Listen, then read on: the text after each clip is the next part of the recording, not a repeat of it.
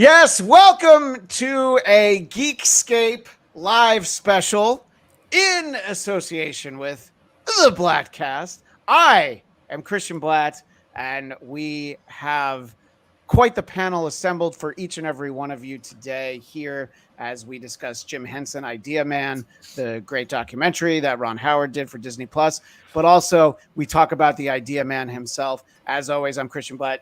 Geekscape friends will recognize, of course, the capitalized THE Matt Kelly of Weird Algorithm and so many more things. And of course, from Marvel Movie Talk and Napping Through Happy Hour and so many other things, the great Katie Hampton, El Sassy Pants herself. Thank you for being here. Thanks for looking up the name of my podcast before.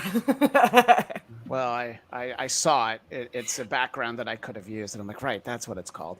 And joining us to talk about the film and all things Muppets and Henson are the Barretta Boys. You know them, you love them. Gene Barretta, I've known for a number of years, and I've had a chance to meet Bill a couple of times. And Bill, I think a lot of people know who you are, but I think for the sake of our audience, it's worth pointing out that if you've loved anything from the Muppets in the 21st century, Bill is all over it, you know, and some stuff from before then. But it was one of the those. Muppets. I created the Muppets, but I give it to Jim really because he was older. It was it was like this kid needs a win. All right, Jim, you know what? You go ahead. Little hand up. I've got a green sock with an eye on it. You know what? Can you do something with it? Yeah, see if you can come up with something. Yeah. All the way through the recent show that I enjoyed was the Mayhem series. I watched with my sister, and I have in the past talked to Matt and Katie, and they are also both tremendous fans of the Muppets. And I do want to dive in and talk a little bit about the film, but I wanted each of us to kind of talk about a sort of a favorite moment. And right as we were getting started, I was remembering one of my favorite jokes from the old Muppet Show is the cold open right before the song starts. And it was Gonzo fiddles while George burns. That and the fork in the road in the Muppet movie. Literally the funniest things in my childhood were those two moments right And I there. said, I'm going to bet it was Jerry Jewell who came up with those. I could be wrong, but it just feels like him to me. See, I gotta ask if the Pepe line of "I like you like I like women like I like my coffee, a latte," because I quoted that forever. That's Kirk Thatcher, actually. Okay. Yes. Solid joke. Yeah.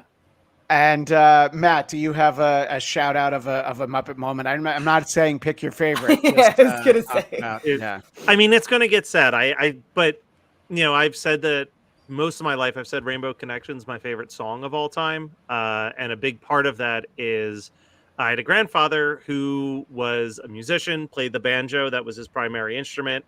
And I also had an uncle who was a puppeteer. So when we were little kids, at any family party, my grandfather would take out the banjo and my uncle would get his Kermit puppet and they would serenade us with Rainbow Connection. And unfortunately, when my grandfather died when I was in high school, I was feeling particularly sad about it, turned on the TV and Muppet Movie was just beginning with the Rainbow Connection playing like the day after he died. It's always just been a song of comfort since then. So with that, I mean, pretty much anything Paul Williams did for the Muppets, I would say is a fun memory, but the Rainbow Connection song just in general, it's amazing. Yeah. Well, I'm glad that we each had, something to mention, and I wanted to shout out in the chat, Chris Tuthill. I'll be using that latte joke at some point, and I know Chris well enough to know.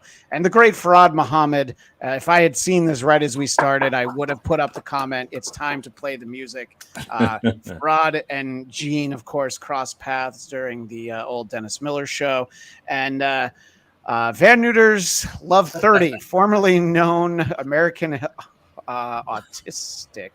Yes. What's up, Barretta Brothers? Long live Dr. Phil Van Neuter and dig it. Talk about Tales from the Vet Bill. So, And Dr. Phil Van Nutter is a hottie in my book. Yeah, So she loves go it. ahead. No, I'm just saying she loves Dr. Phil. It's like her favorite. We met her on our show, and she's just obsessed with Dr. Phil Van Nutter. Yeah. And take a moment to mention the Barretta brothers. I know that it seems like it's more of like special events, but I know you've done sort of live events with it. Gene, let people know what that is and where they can find it, and we'll let you promote it at least one more time. But since it came up, let's talk about it now. Well, it started during the pandemic. We just thought, why don't we do something, because both of our work had slowed down, and so we created the Barretta Brothers, which is basically everything Muppets, and we have lots of, pretty much all of the Muppet people that have been involved over the years, plus some great celebrities. And we still have some more to go. We have a lot of workshop people. There's so many people, it's hard to do them all. But sorry, Gene. Yeah. But we did about 60 shows, and we went on a little hiatus when we had to start doing our day jobs. Yeah. Isn't that the worst when real work gets in the way of doing podcasts as a hobby? So now, as you said, we'll do it when something special comes up that we need to talk about, or we just have the time to do something. It's that status right now. Because you can find it at theBarrettaBrothers.com. Yeah. I mean, but you guys know it takes a lot to do what you're doing, and so it's for us to put in that time as well. It was just getting hard, and and we're not very good at it. So, but that's the beauty of podcasting, right? I mean, we kind of had to do other things, and but we love doing it. It's so much fun. It's such a great time when we get to do it. Were there any recent guests that you were super excited to have on and talk to again that you haven't talked to in years? No. Yeah. Oh, okay. No, I'm kidding. Every week when Bill checks to see who's on, he goes, "Ugh, them again." Yeah. I can show you something fun. We had Danny Trejo on once, and I thought I would make something as a joke. And you've all seen Breaking Bad, right? Of course. Sure. Yeah. Okay. So at one point he's talking about his taco business, and I said, Danny, I was thinking about how entrepreneurial you're getting, and I thought maybe you and I could go in on this idea I have, which will really bring more children to your fandom. And I made a little mock-up of it. It's called the Tray Tool. Oh my gosh, yes. Oh my gosh, with the head on top. No, Tortuga, no, it's going to blow. He said, send me that. Oh, here we go. Okay. Yeah, he loved it. God, that's amazing. So I sent it to him, and then I sent him this small one so that he could sign the side of it. Well, now I know what the thumbnail for the audio version of this episode has to be, so that everyone can see that. Can I just say just two things that we did that I think were really, I think, fun, that I love the most. One is they're all fun, but we did a 30th anniversary of dinosaurs, where we had about 45 people on. It was really a great time. You just so much great information behind the scenes, things I didn't know about. It was really great to have the producers and writers and Brian Henson, and where the origin of it came from with Alex Rockwell, who was Jim Henson's. She's in the documentary, actually, Alex Rockwell. So there was that, which was great. And then we did a surprise for Dave Goelz for his 50th anniversary with the Muppets. And it was just so sweet. He was so surprised.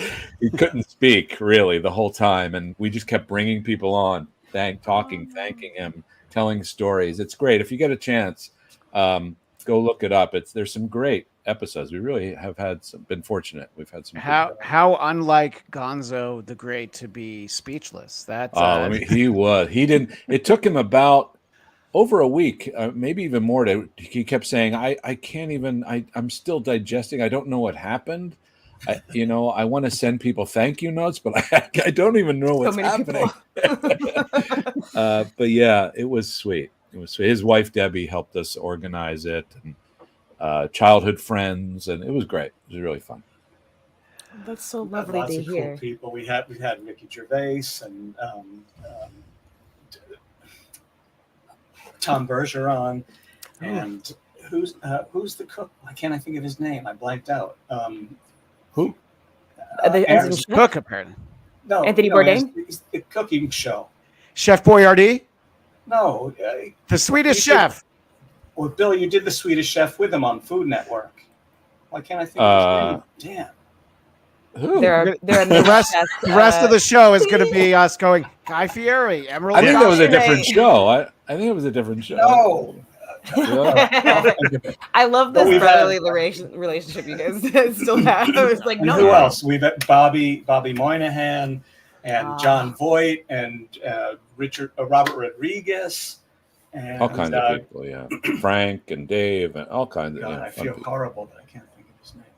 You should. Okay. It's okay. It's early in the morning. In the chat, a great friend of our shows, Kame Egan, says, I loved this documentary. The Muppets were a huge part of my childhood.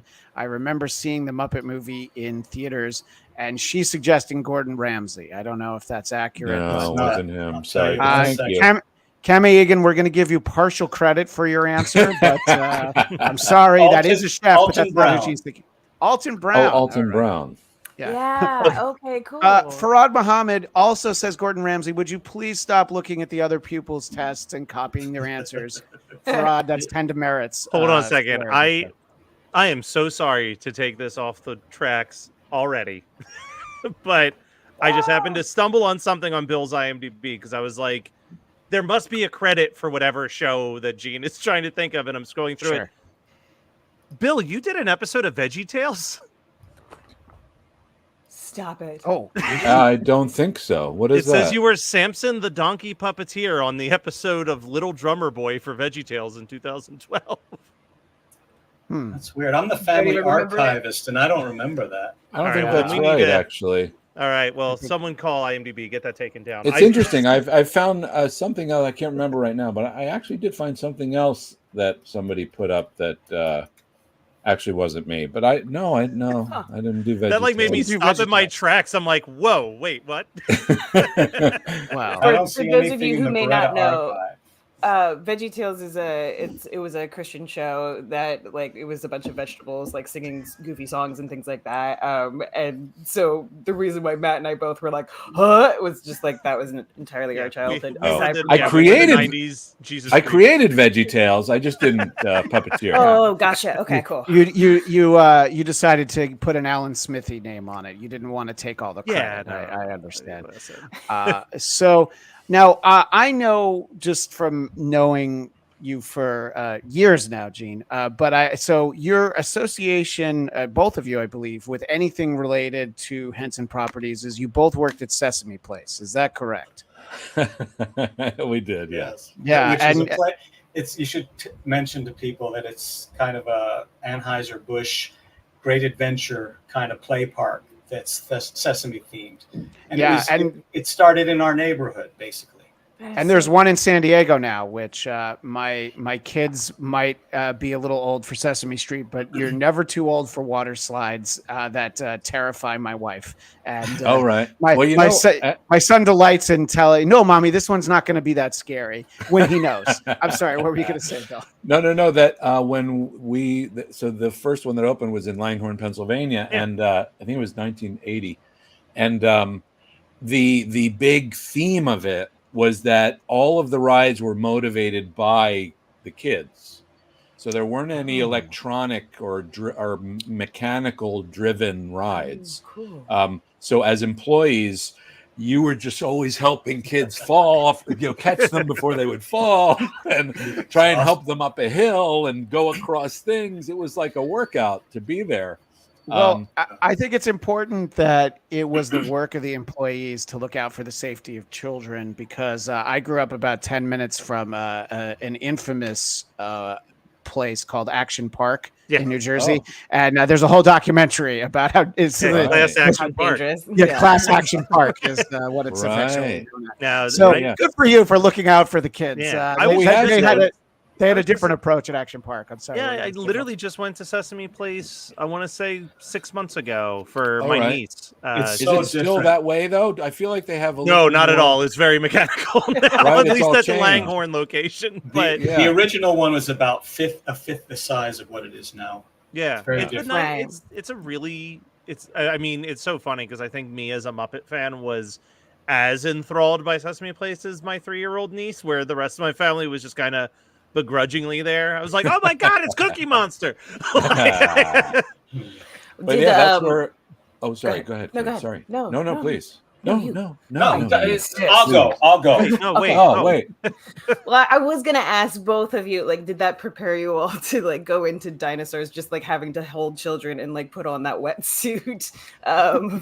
No, it's an interesting thought. No, but we did both meet Brian Henson there. He came to work there for the summer. That's where we met him. But no, I had no intention of being inside or under any type of puppet or anything like that. That was something that came much later, as I didn't expect it would ever happen. But but Gene, when we were kids, pursued Jim, at least to find out how to make a Muppet. Yeah, he stalked him. I mean, like, Gene, like your whole artistry has been such a like really cool thing to go dive deep into, because I'm like, these are books that I read as a kid. That you. Thank you. And now I feel really old. Not as a kid, as a 20-year-old. It's too late, Katie. We get it. You're a child. I'm sorry. I know. I'm moving on. But that was one of the things that I used to do in like middle school, grade school, was like draw and try and like figure out how to design puppets. Like, what got you into that? Well, my cousin Gary and I just stumbled on Sesame Street. Like in the first year it was on the air. That's how old I am. And we just started going to the foam and fabric store and trying to build our own versions of the Muppets. But that's so funny. Like there just happens to be a foam and fabric store. Yeah, I was just about to say, but I wanted to give space. But it's true. Like there happened to be this foam and fabric store near where we lived in a shopping center that had googly eyes there. They had all kinds of stuff to make things, and Gene and Gary explored it. So we, so then there was a substitute teacher in one of my middle school classrooms who knew people at Sesame Street. And I was starry-eyed and just asking him, how can I send them a letter, or, send Jim Henson a fan letter and all of that. And so he gave me the address I needed, and I sent Jim a letter. And this was 1974.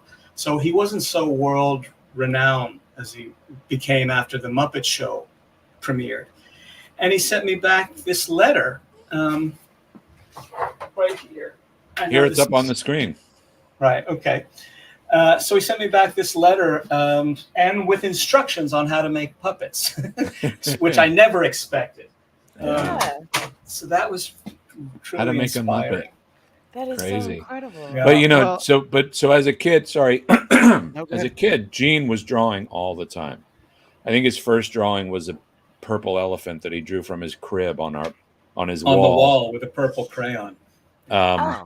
But our childhood, Gene would be drawing. We would go to the beach and we have a little rental house, and there was this beautiful little, area like sunroom, and I would go to the beach and Gene would be drawing, or stay in. Yeah. But I was always fascinated watching him draw. I could, like, as he was drawing, I could see his facial expression. My favorite part, to see him drawing and going. Yeah, making the expressions of all the characters. He was creating these characters in his mind, and they were coming out on this paper. And so he's always an amazing artist. And to think that, he's now become this award-winning children's author illustrator is amazing. It's really. But I still never expected that we would have any association with the Muppets the way we had, because I never met. I was thinking I'm going to be a film director or a cartoonist or something, but it wasn't until, I guess, meeting Brian and becoming friends with him through Sesame Street is what drew us closer to having any association with them. And having, we both got to meet Jim once or twice, which was really great. And it just started with that. Yeah, my first, the first time I met Jim, I was working. I was at Sesame Place working, and I was in. I think it's called the Food Factory or something like that. Yeah. Was it? So I was in there, and they happened to just add these new animatronic characters. So they had Oscar in a trash can that would work on its own, right? And then he would come up and he'd talk to the people watching, and then do a song or something and go away. And so my job, or anyone's job if you worked in operations, was to stand there and make sure kids didn't grab him and people didn't mess with it. And so sorry, make a long story short, the Food Factory had these big windows, and so this character was kind of near the window, and I could see the front of the park, the entrance. And I'm sitting there waiting, bored, and I look, and I see Jim Henson coming through the front gate. And I was like, is that really him? That's not, And I thought, later I thought he didn't even come through some VIP entrance. He just came through the way everybody else did. And I left my post. I ran away from my post, and I ran up to him and I said, Mr. Henson, welcome to Sesame Place. And he said, hey, do you happen to know where the Oscar in the trash can might be? Do I? And this way. And we went back, and I just happened to be working in that. And so I just took him there, and he stood there and just watched, people, and just watched them, seeing how it was working and playing. And that, that was it. I couldn't believe it. I got to meet him that way. My favorite time is when we were driving up to New York. Brian was back and forth to Europe a lot in the 80s. And when he would get back, sometimes we'd go visit him. So we went up to New York to spend some time with him. And we parked the car, and we just, it took us until parking the car to say, wait a minute, we're going to the Sherry Netherlands Hotel. Is this Jim's place? Yeah, and it was Jim's place. And so we went upstairs. I have some vivid memories. And the first is when we knocked on the door. This is how talented a puppeteer Brian is. They had the peephole, in the door was kind of shaped like a kind of a telescope. And he made the thing move like it was alive, checking us out. It was amazing. I remember that. Like Bubba's Palace, like that thing. Yeah. Oh, that's so cool. So we went in, and there was Jim and like 5 or 6 other guests and stuff. And what I remember best about it was he was standing by the big window. Over Central Park, and he couldn't make out what one of the marquees was. And so he called me over, and we tried to figure that out together. And I had those little moments with him, but that was cool. And then technically, Bill, we are in Idea Man because unfortunately we're in the footage of the funeral at the end, which was an honor to attend. But the memorial, Yeah, I mean, how was it revisiting that during that documentary and seeing that footage? It was it was a combination of emotions because he wanted it to be a celebration, so it was filled with happiness as well as sadness. So there's both of those emotions come out when you see it. Yeah. Hello, my name is Jim Henson, and I'm a puppeteer. Oh, so good. They had these great. Everybody. Sorry if you hear knocking. They're doing construction here. Everybody was given a butterfly on a rod, and Billy and I were sitting in the first row behind the stage, and we could see thousands. This was in St. John's Cathedral, thousands of butterflies, which was a pretty magical sight. And then afterward, I used my butterfly as an icebreaker to go over and talk to Daryl Hannah because she didn't have one, and I gave her my butterfly. She was trying to get a date at Jim's memorial. Yeah, right. But then she had to settle for Neil Young because you're the one that got away, Gene. Yeah, I have a guitar. Right, exactly. Sorry. Well, I was going to say, speaking of the sadness of the funeral, I think one of the things that's always been interesting to me as a Henson fan is I was 5 when Jim passed away. So one of my first recollections of anything Muppets was actually watching the Muppet Celebrate Jim Henson special live on television. And it was hot off the heels of my dad's father dying when I was, 4, and I had it really kind of helped me process death. But like that was the beginning of it for me, of being a Muppets fan, was in that sadness of like just knowing like there was this incredible person that was so creative and from everything I've heard, so kind and so giving and so like everything a human's supposed to be. And I don't think that it's an accident that like the Idea Man documentary is coming out hot off the heels of like a Won't You Be My Neighbor and around the same time as The Butterfly in the Sky, where you do have this trifecta of Fred Rogers, Jim Henson, and LeVar Burton that just seem like, you know, the Mount Rushmore of children's education, of all three of them just knowing that you don't have to talk down to a kid to make a kid understand something. And that's what I think I loved about Jim and loved about the Muppets and loved about the idea of not having a funeral, but having a celebration, is this idea of like, don't sugarcoat it. Just like, yeah, I'm gone, but look at all the great stuff that we did and look at the great stuff we're going to continue to do. And like, the Muppets are more than just this one person. And I mean, it's up for debate for some people.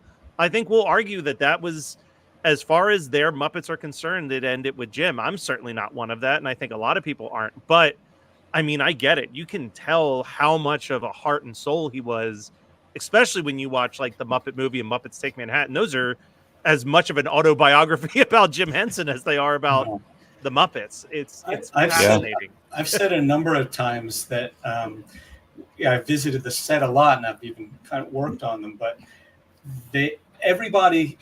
as long as it's been, everybody seems dedicated to carry on Jim's spirit on the sets. It's the nicest set you can ever visit. You know, you never have that sense of competition or backstabbing. It's a corny phrase, but they feel like family and brothers and sisters. And it's interesting. Yeah, sorry. No, go ahead. No, I was going to say, I mean, I didn't know Jim. You know, I mean, I barely met him, and so I think because of what he did, like you were just talking about, Matt and Gene, that what he left, you know, was what he taught everybody, but not by telling them. He just did by example. All of the people that I've been with for the last 30 years, you know, just revere him and just loved him so much, and the way that he dealt with everyone and how he would bring people together. It wasn't about bringing the same kind of people together. It was about bringing different people together, because that's what makes it interesting and fun and a challenge. And you get, you know, you find things when you're at odds. Sometimes you find something you never expected, and he embraced all of that. And he loved the idea of, you know, this if you want to call it not extended family, it's like a family of friends, right? That was his family, his world, and not that his children and all of that, but that still it was all that nucleus of these people that they played all the time.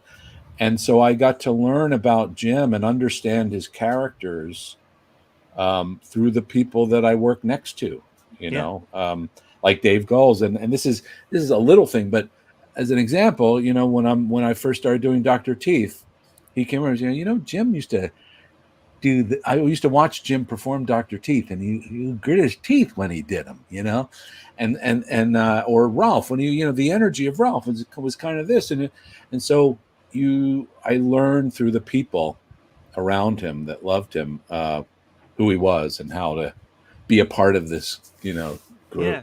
Well, and I love that the documentary is called Idea Man, right? Because Jim Henson never inspired me to go into puppetry. That was never a field that I wanted to go into. But what I think Jim Henson has taught me over my almost 40 years of life now is how to be a creator, how to be a supportive creator in any space. And like trying to apply that to how I do my own podcasts, how I run the Geekscape network, how I associate just with friends who aren't creatives at all. Like that, everything that you're talking about, it's like from reading his autobiography, from watching documentaries about him, from listening to any human being talk about him whatsoever. Like there's so much to learn from him in just how to run a healthy, creative place that doesn't involve, like you said, the backstabbing, the trying to step on one person's shoulders to get to the top. But like that idea of like, look, if one of us succeeds, we all get to succeed as a team with that. And like, that is what I think I wish that more people in the creator space felt that way. Well, you know, something I learned through the people again around him, the people that worked with him, and that I do now, and have for quite a long time now when we're on a set, before we all start, people tend to gather around when you're starting a production, and there's certain rules, and they talk about, how you exit and what we're supposed to blah, blah. And so I always say, and this is something that Jim always said, was any ideas are valid.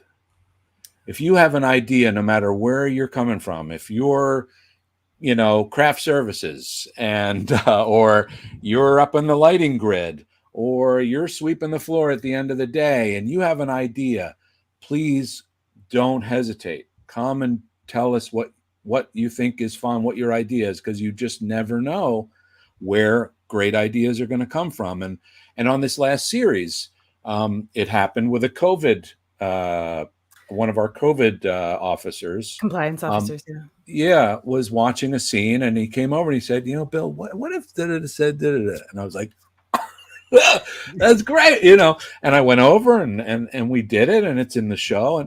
And so you just never know. And that idea that everyone's ideas, everyone's a part of this thing. It's a collaborative set. It is exactly that. And like Gene said, people come to visit and they just love it so much because you feel that energy and that intention, and that idea man is in the room still, That's so beautiful, because like, as someone who's been on multiple sets, like that is not a typical thing. Like, no one can just give ideas. Like, no. Phenomenal. That's the point I was going to make, Katie, is that one of my earliest experiences being on and around any kind of set was my senior year of college when I interned at Saturday Night Live. It is the exact opposite of what Bill's talking about. If the guy at the craft service table looks in the wrong direction, you don't see him ever again. A couple things that Matt said I wanted to touch on, and obviously, the appeal of the Muppets is that, yes, I can watch it now and enjoy it on a different level than I did when I was a kid. And as you were talking about the Remembering Jim Henson Memorial, the special, I was remembering that when I was a kid watching Sesame Street, Mr. Hooper died. And I do remember that they handled it, but I didn't remember anything about it. It was all completely over my head. I watched that episode recently.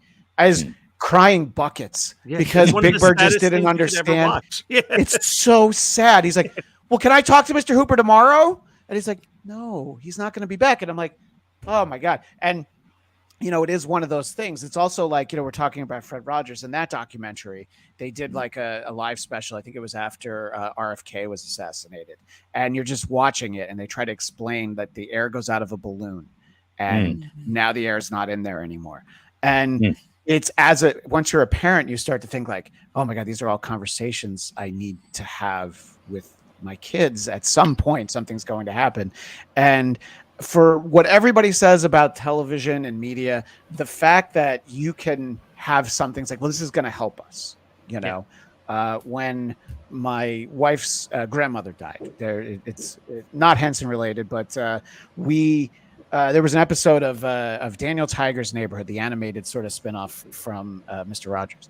And there's an episode where his fish dies. And I'm like, well, this is going to help us. Like, we're going to watch this, and then we'll talk about the hard stuff of it. And I think it's not lost, obviously, on Jim or anyone associated with it, is like, we have to handle these things, but not in a way where we brush over it, where we don't... where we treat it seriously, but at the same time, when it's not those moments, it's like, let's have fun for the grown-ups, but not at the expense of like, oh, I'm uncomfortable watching this with my kids. It's a fine line, it's like, you can have a slightly off color joke, but if it goes a little too far, you're like, ooh, I don't want to explain that. You know what I'm saying?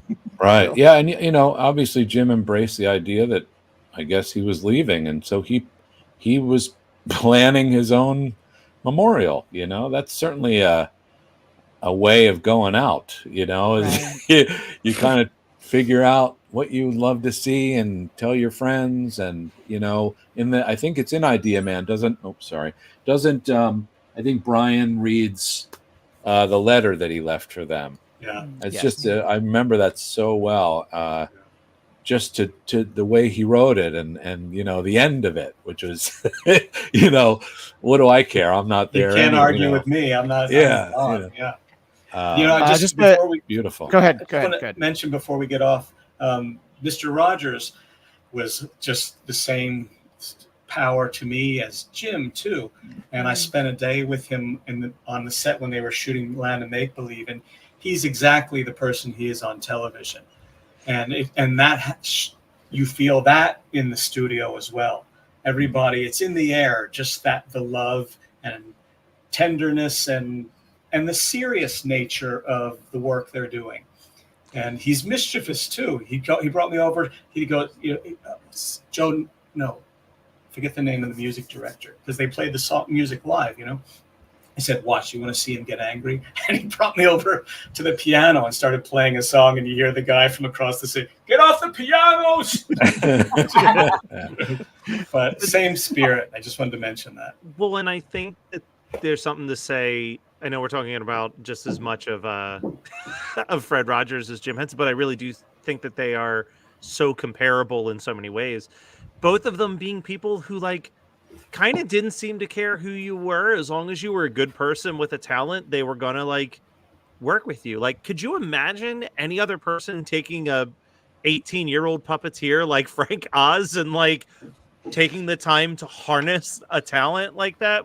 Most any other job would be like, no thanks, come back when you're 22, kid, or whatever. Like, I get I mean, I totally get what you're saying, but I mean, you do have to just realize that Frank was this like crazy talented 17-year-old puppeteer that people were enamored with, and Jim was looking for people to lift, and to take this thing in the right direction. He was building that team, I guess. And so, but I totally get what you're saying. Yes, well, that's the thing. And even not like just looking for good people, he just picked people that had an amazing talent or that were different, or, like I was saying earlier, even if you didn't get along with everybody, there was something valuable about what you're bringing to the table. Even though maybe nobody agrees with you, he embraced that idea. I think that's amazing. Did you also get that sense from Brian when like he was bringing you guys on into these projects? Like, did you feel like some kind of freedom of silliness, or was it kind of like, oh God? Oh, no. Because Brian was 25 years old when he became the CEO, and so he knew all these people that his dad loved, and he'd been around them all of his life. So Brian understood, what it was like, or the environment was like. And so he just encouraged and continued to do what I think everybody wanted to do. It wasn't like he became the guy. He, just remember, moved forward. Before we started doing any work with any Henson project, Brian had already directed Muppet Treasure Island and Muppet Christmas Carol, and he was huge into the productions way before. Well, no, Treasure Island came after, but you're right. Yeah, Christmas Carol was his first thing, and then Dinosaurs. Right. Yeah. I just want to circle back to Frank Oz for a moment, because it's great in the documentary. He's such a. Can I say? Can you curse on this? Sure. Yes, you can. He's an asshole. I just want to say. Well, I think Marlon Brando would agree with you, but I don't know. Wait. Let's ask him. Go ahead. So, but I enjoy Frank watching. Was an asshole. I enjoy watching anytime you can see him and Jim working together, especially when they're doing Ernie and Bert. It's in the documentary. It was probably my favorite thing at the exhibit at the Museum of the Moving Image in Queens when my wife and I went to that, is just getting to see that. And I don't know what the loop was at the museum, and I'm like, well, we're going to stand here and watch this until it loops back. Just, I love the behind the scenes stuff. Gene knows this. One of my favorite Henson related projects is Emmett Otter's Jug Band Christmas, because it was on HBO every single day in the month of December as a kid, and I probably watched it every single day in the month of December. The best Paul Williams song ever written, I think. When the river meets the sea.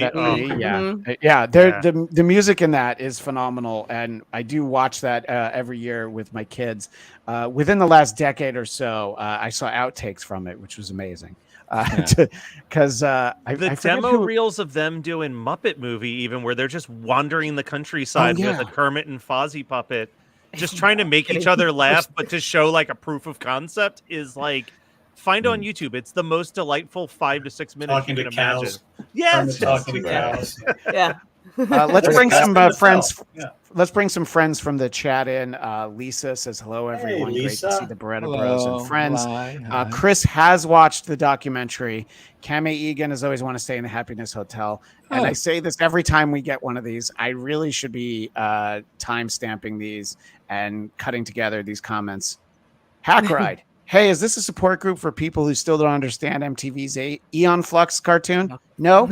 Okay, I'll see myself out. So every time he's always got something else in there. Farad pointed out Johnny Costa was Fred Rogers' director. Yes, thank you. Thank you to the great Farad Muhammad right there. Thank you. Can I just mention, the kind of behind the scenes things that you see where people are playing around, right? And that fun stuff. Fake. Yeah, they're following a script. It's out of context, right? People would think, okay, those are the moments where they're just farting around and then it's back to work. But what I learned doing it with these guys and gals was that's our rehearsal time, right? In a sense, in between takes is where we're still finding things. Right. So it's not like you rehearse and then you go in and you shoot it and then you move on to the next thing. Because of the nature of this ridiculous thing that we do, where we're multitasking, we're doing this, but we're looking at a screen, we're getting out of each other's way. Somebody's helping. We need this to do that. It's so stupid that in between takes, you're still finding moments of how to play the scene. And so that's where some of the comedy ends up coming from, right? We're farting around and somebody says something, you go, that's actually better if we try, So those moments that you see with Jim and Frank, that was part of their process of creating the dynamic and the relationship and the fun of these scenes, which is, I think really fun to learn that it wasn't like, as you see it on somebody shows, here's kind of an outtake. But that was actually every day, the process. I'm so jealous. I love that. That's fantastic.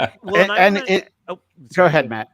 Well, I'll make a quick point related to that, because obviously finding it, sort of behind the scenes, when things don't go as planned, sometimes that's where we get the best stuff. And it's in the documentary, and it's still one of my favorite things. My kids were very little when I would show them this, which is from Sesame Street. For our audio audience, it's not the close-up on me. No one wanted that. It's from Sesame Street. It's Kermit with the little girl counting, and instead of saying numbers, she'll say Cookie Monster and all that. And Kermit, indignant, walks off. And then she says, "I love you," and he comes back.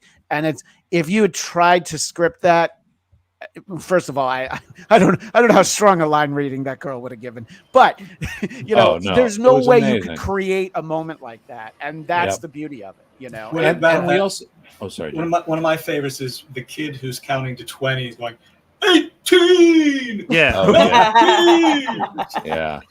But the what was I going to say? Also, part of this is, and how we find things too, is we're also entertaining the crew, right? Because that's what I wanted to ask, because I feel like with the original Muppet Show, obviously, you find out that most of the Muppet Show is canned laughter, unless you're watching the Swedish Chef bits, where that's the actual crew and puppeteers losing their minds at what Jim and Frank are doing as Swedish Chef. And Muppets Tonight is the closest thing I've ever think we've come to a true follow-up to the Muppet Show, in that sense of no, we're still doing a variety show.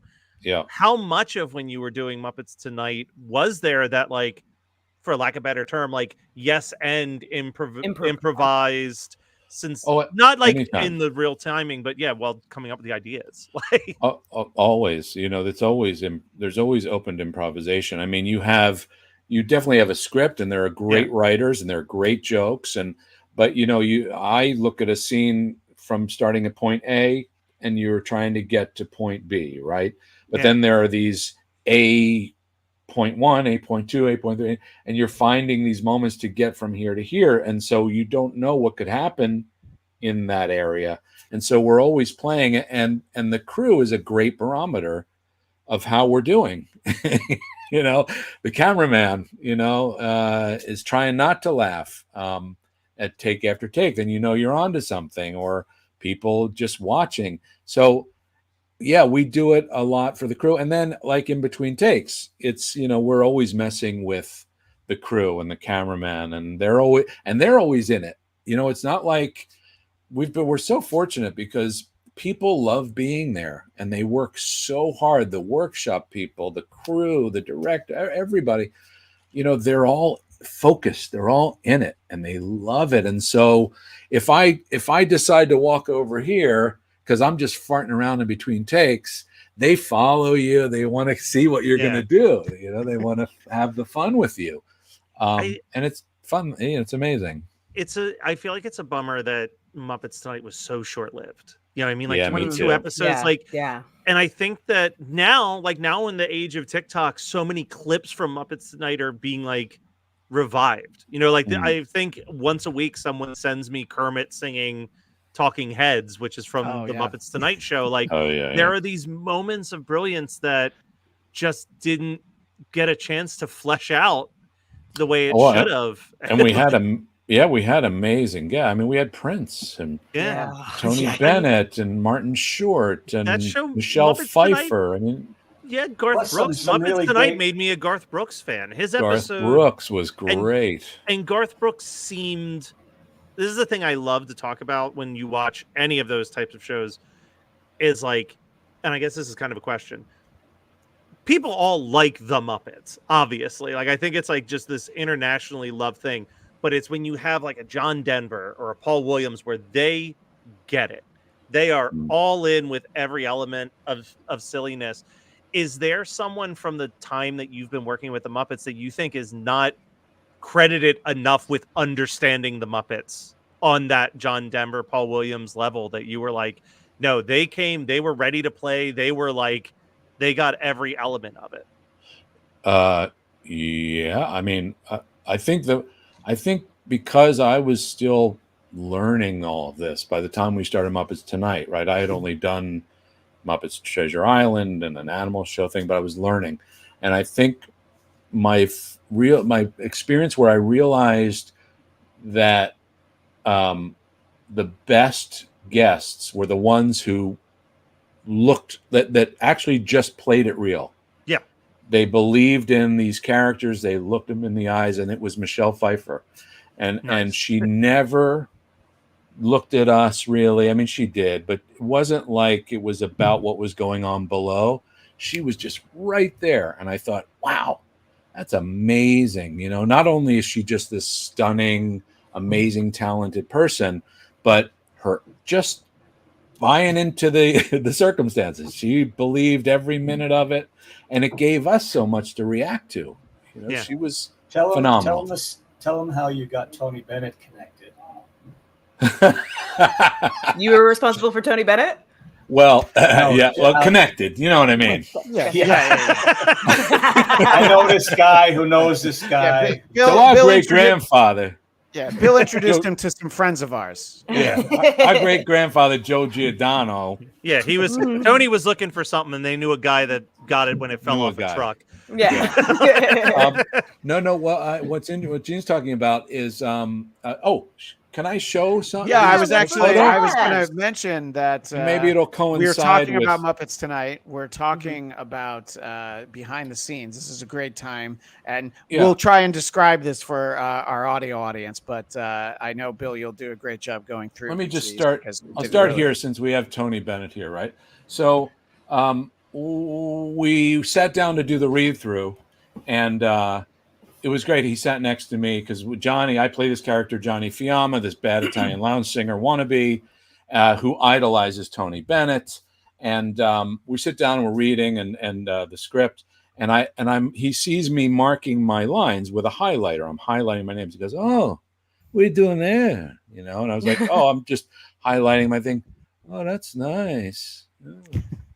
I said, "Do you want me to do yours?" "Oh, would you do that for me? That would be No. That would be beautiful. That would be beautiful." And so I highlighted his lines, you know, and then we went to rehearse the music, and that's what this shot is. We're rehearsing the music on the stage, which was crazy to be there and do that. And then the first thing we shot, there's a thing called Johnny's. I think it was like he had a talk show. It was like Johnny's David Letterman type of talk show, and Tony Bennett is a guest. And it's the first thing we shot, but he comes out and we're doing the scene, and it's, you know, it doesn't feel like he's looking at Johnny. You know, he tends to occasionally he's looking down at me, and he's kind of just not connected in the scene. And I'm thinking, what's happening? Why can't, if this doesn't feel right? And Brian came over, he said, you know what, maybe, I don't know, what do we do? And I said, let's just hold on a minute. So we didn't roll right away. And before we start rolling, I put Johnny back up in his thing, and Tony sitting in the kind of the guest chair on the talk show. And I had Johnny turn to him and I go, "Tony, you know what the problem with LA is?" And he goes, "What?" I said, "You know what the problem with LA is? You can't get good bread." And he goes, "Oh, well, you know, that's the water. It's because the water's different." I said, "Oh, yeah, is that right? What? There's water. You got to have better water." "Sure, back east you get great water, and that makes a difference. That's with pasta too." "Oh, yeah, what's your favorite?" And he starts having this conversation with Johnny, and they're connected because he's talking about stuff, you know, everyday stuff he wants to talk about. And so finally, that's how we got him comfortable with, you know, being able to communicate with the puppets. And then what I found out later was, because he's an artist, he was fascinated with the shapes and the colors and the beauty of the characters. That's what he was drawn, you know, he was curious about these beings, you know, and he didn't think of them as characters. He just thought of them as pieces of art. And so, yeah, that's how I kind of got him into it. So while he was in his trailer, he drew this sketches of Johnny, which is the character that I did, Sal, which is Johnny's right-hand monkey, kind of handler, who's played by Brian Henson. And then Clifford was the host and was one of the, originally a band member of the Mayhem Band, but performed by Kevin Clash. And he came up to us and he said, "Hey, would you mind signing this for me?" I'm like, "What?" "Yeah, would you guys mind signing this? I'd really appreciate it." I was like, "Oh my God, are you kidding me? Sign it." You want us to sign it? So we all signed it. And then about, I don't know, 6 years later, I went to see him in concert. And I went backstage and we were talking, and he had his sketchbook. He's like, "Look, I was making this," and he showed me, and he goes, oh, and he's same sketchbook, and he brought this up. And I was like, "Oh my God, I can't believe you have that in here." He goes, "Yeah, would you want it?" I was like, "Do I want it?" Yes. He said, "All right, yeah, you can have it," you know, and he signed it and gave it to me. But yeah, that's Tony Bennett, a dream of mine. Couldn't believe it. That's way to go. Like I feel like that's something that like we as podcast hosts do with sometimes with like guests that maybe aren't like quite linking in, but like engaging talking about talking about the thing that they, you know, that they're going to have an opinion on, right? Especially as a New Yorker. Yeah, just to get them locked in, right? Yeah. And by the way, Johnny's absolutely right. The water's terrible out here. So, not wrong. It came from a place of knowledge. Yeah. Well, I think the idea was that Tony felt that you needed the back east water. Yeah. No, exactly. Right? So here in LA, Los Angeles. Here in LA, two of these folks are in it. Christian, I thought you were back east. No. I'm in beautiful downtown Burbank. He grew up. No way. Yeah. I'm in the Philly suburbs. Yeah. Oh, you're in the Philly suburbs? Katie, where are you? There. I'm in Los Angeles. Yeah. Yeah. Delaware so here, County specifically. We'll rearrange the LA people and the Pennsylvania people. Yeah. Well, there you go. Okay, well that gives us an excuse to get together. Oh, yeah, I'm in absolutely. Aston. We're gonna go try and find a place We that should catch up, so we'll that get has food. good water, Bill. Okay. We'll get a hoagie and some Wawa later. You guys. so Okay, Yeah. so here's the thing. Gene and Matt are gonna go to Hoagie Fest at Wawa, Right? and we are And gonna I'm go gonna- try and find a pizza place that uses good water. I know it. I got it. Ooh, I'm going to okay. take you there. All right, we're going. Vito's Pizza. Vito's. He has 2 spots, one in Santa Monica and one in La Cienega. Yeah. That's Oh the my that's gosh. the dough All right. right there. I used to do a show about like the best pizza in LA, and Oh, yeah? and first suggestion was Vito's on La Cienega. and Really? it's Oh. wonderful. Yeah. It's good. Oh, okay. he's- So he Katie, used you to- don't need to go with us. So that's Don't me- you keep no. Katie away from pizza. I know. Yeah, I was just like, that's my favorite food.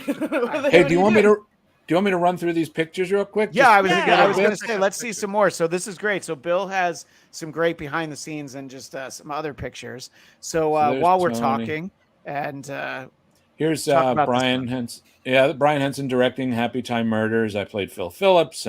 That's Drew Massey, for anyone who knows some of the Muppet performers, doing my right hand.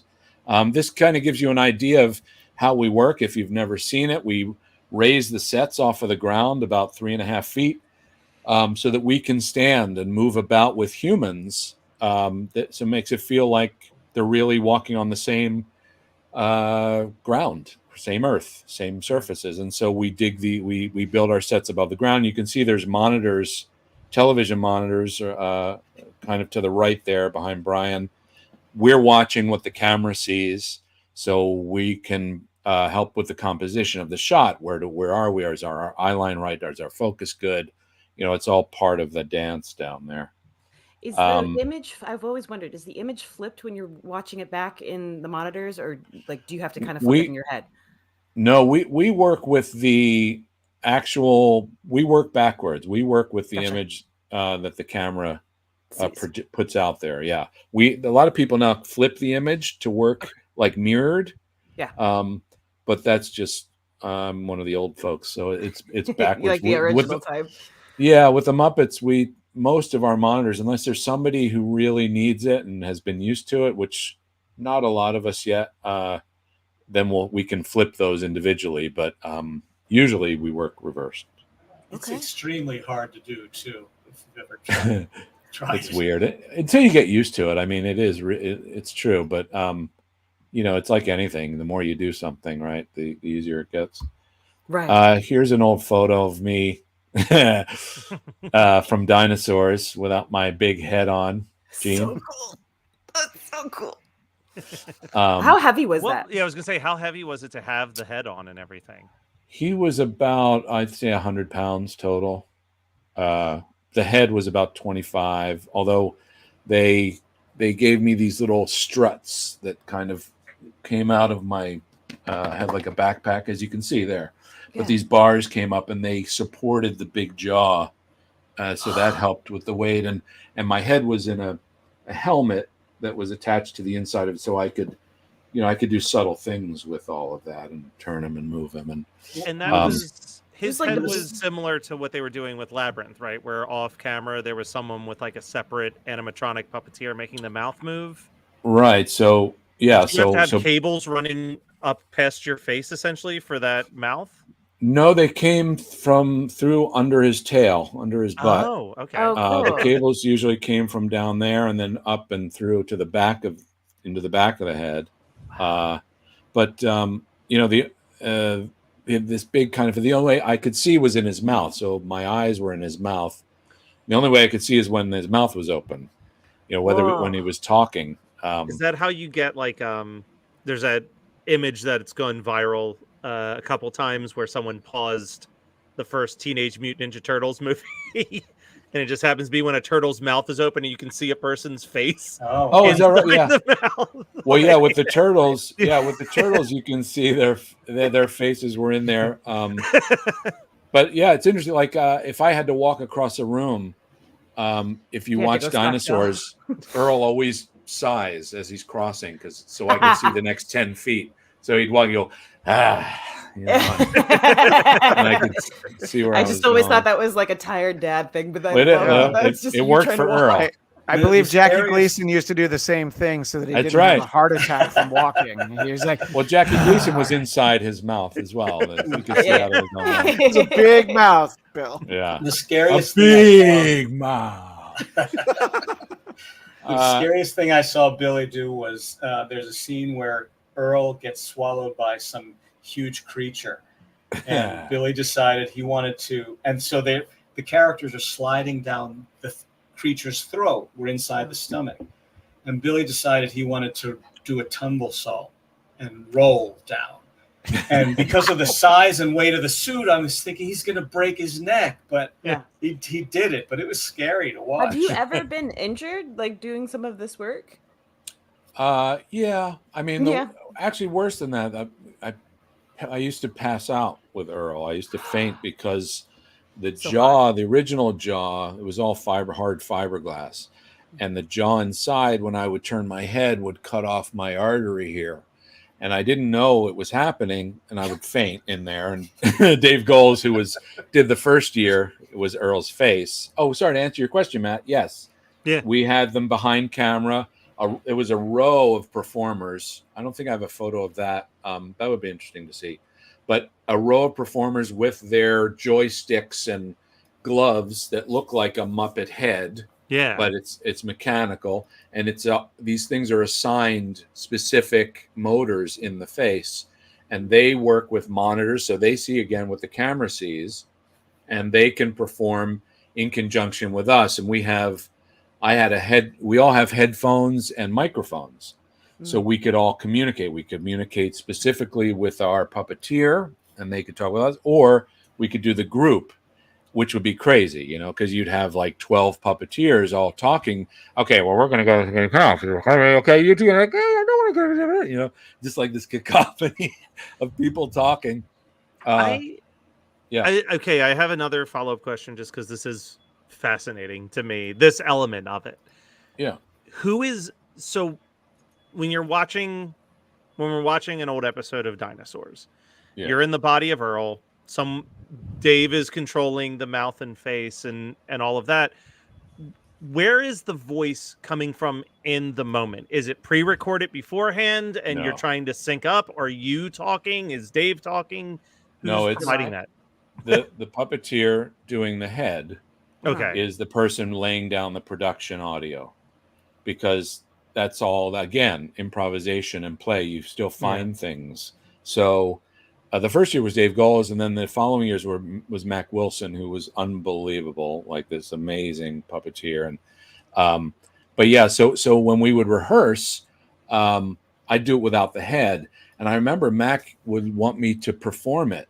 You know, I wouldn't do the words. He would do all the puppeteers would do the dialogue off camera as they're watching the rehearsal, and I would still do the behavior. But he used to watch my face. And the expressions that I would do, you know, as I was kind of doing this thing, you know, or whatever I was doing. And he would try and emulate that and brought that into his work and how he pictured Earl being.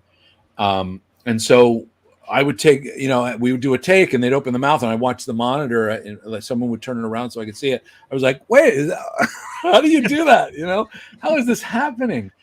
He was phenomenal. And, and Mac is from England.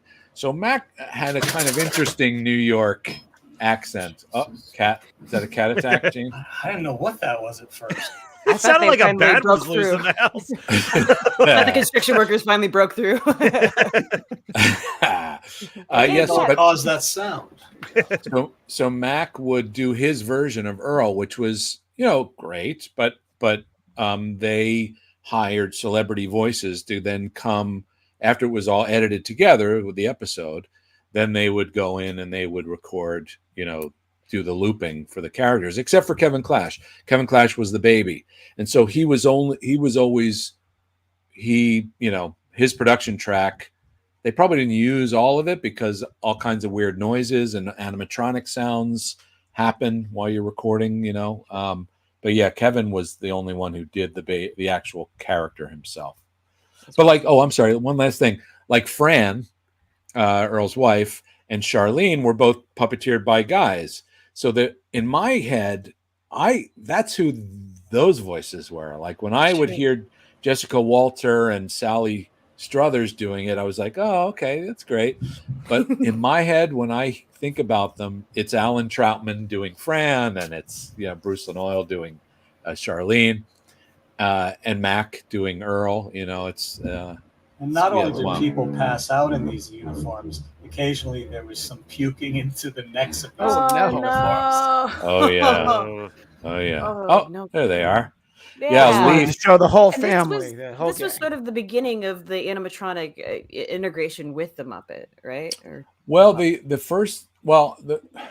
used IMAX and things like that, before this. Not full out kind of heads. Maybe.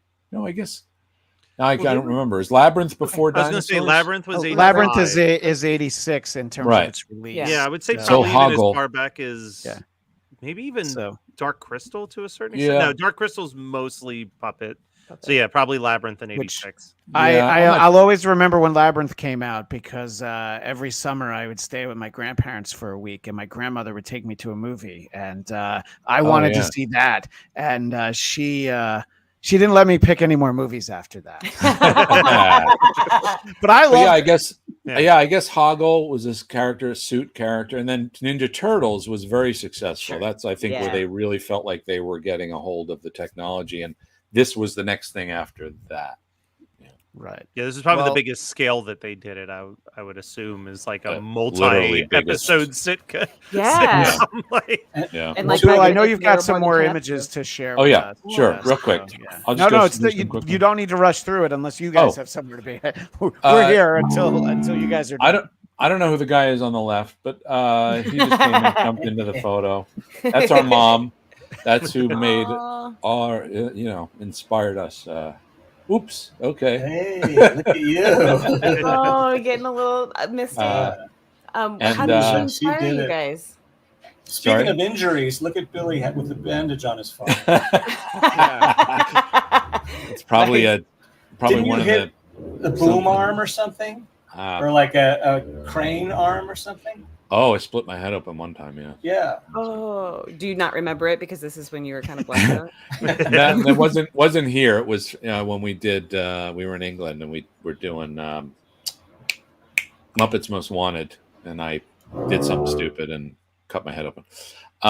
Anyway, so that's our mom, Rosanna. How did she inspire the both of you to be creative? Oh my God! If you don't mind, Gene, you'd say it. And excuse the sound of drilling into the wall. Yeah, there's apparently a tugboat in. She just made full of praise and support, and never contradicted any of our impulses. That's gas. Gene has gas.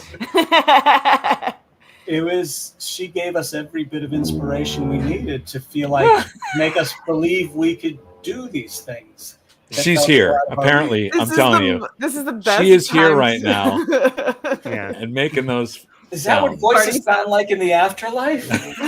Bang on the wall and tell them you're recording a very important podcast right now. They'll respect that. Yeah, as most people do. Well, that was the core of it. She just really made us believe in ourselves, and she was a mother. Billy and I get along so well because she was a mother who never made us feel competitive with each other. We just were always wanting to do the same things and shared all that. And, we couldn't have asked for better. And she was the kind of mom a lot of our friends wanted as their mom. Yeah, they come to our house a lot. They love being at our house. And she was like, the producer. She paid for the film when Gene wanted to make movies. She got things developed, and she supported all of the creativity. She was a model, and I think she would have been a great actress. If she wanted to. So she loved the arts, and she loved fashion, and she wanted to be an actress, and she was a model too. Yeah, that's what I just said. Sorry, I'm distracted by these guys. Lisa on the chat says, crying, laughing. They waited specifically to start drilling when Gene started talking. Like, all right, he's talking. Go ahead. Go. That's not just the most like perfect podcast moment ever. I don't know what it is. And you know what I didn't realize till many years later was when she would travel, she would bring puppets. She would bring a puppet, and I have these different puppets. Like there, I don't know if you can see it back there. This marionette. Was that here? from Mom? So yeah, she got that in Rome, and anyways, but so I never thought about any of that stuff. You know, that it was be connected in any way, and we can kind of see him up there. There you go. Yeah. Anyway, yeah. So yes, she was amazing. Hope you're muted, Gene. Probably here's the Muppet guys. Peter Lynn's on the left. Me licking Matt Vogel's ear. Steve Whitmire, who's unfortunately not with the group nowadays. Eric Jacobson, Dave Rudman, and Dave Goals. Yeah. There's our sisters. I just want to interject real fast, and we don't need to dwell on anything now, but talk about Steve Whitmire having to do the voice of Kermit when Kermit opens his mouth and it's not going to sound like Jim, and we all know what Kermit's supposed to sound like. And I can only imagine sort of that, because I know obviously you also took over a number of characters, and I think that you're never going to make everybody like, oh, this is exactly how it sounded, but what goes into sort of that process? His being sort of the biggest, the biggest spotlight was on him really taking over Kermit, but how does that go? Because look, my kids watch Sesame Street, and Big Bird sounds very different. The current Big Bird is fine, but he doesn't sound like Carol Spinney like when I was a kid. Right. So do you just go like, okay, well, this is kind of my interpretation of, say, Rolf or Dr. Teeth, or how much do you try to stick to what it sounded like before? Yeah, well, at best, if you're doing somebody else's character, it's, Frank Oz would say 10% of the character is the voice, right? Yeah. So, but 90% of the people, he doesn't say this, but I would say this, 90% of the people associate a character with their voice first. That's what that's when you go, oh, is that the same person? Right? It's an audio thing people tend to be drawn to first. Proof of that too is that when people introduce you guys, they'll say Bill Barretta, voice of Dr. Teeth. They never say performer of Dr. Teeth, because you're doing everything else, the body, the mouth, and all of that stuff. Right, which is we're not doing animation, right? We're doing these puppets, so it's not just the voice. But to your question, Christian, when Steve started doing Kermit, and I was new to the group, I had my Kermit in my head, which was a vocal sound, which was Jim, right? That's what I grew up with. So it was different for me, and it took a long time for me to realize that it is 10% of the character, because it's about the energy of the character, the way the character moves, how he interacts, right? It's all of it.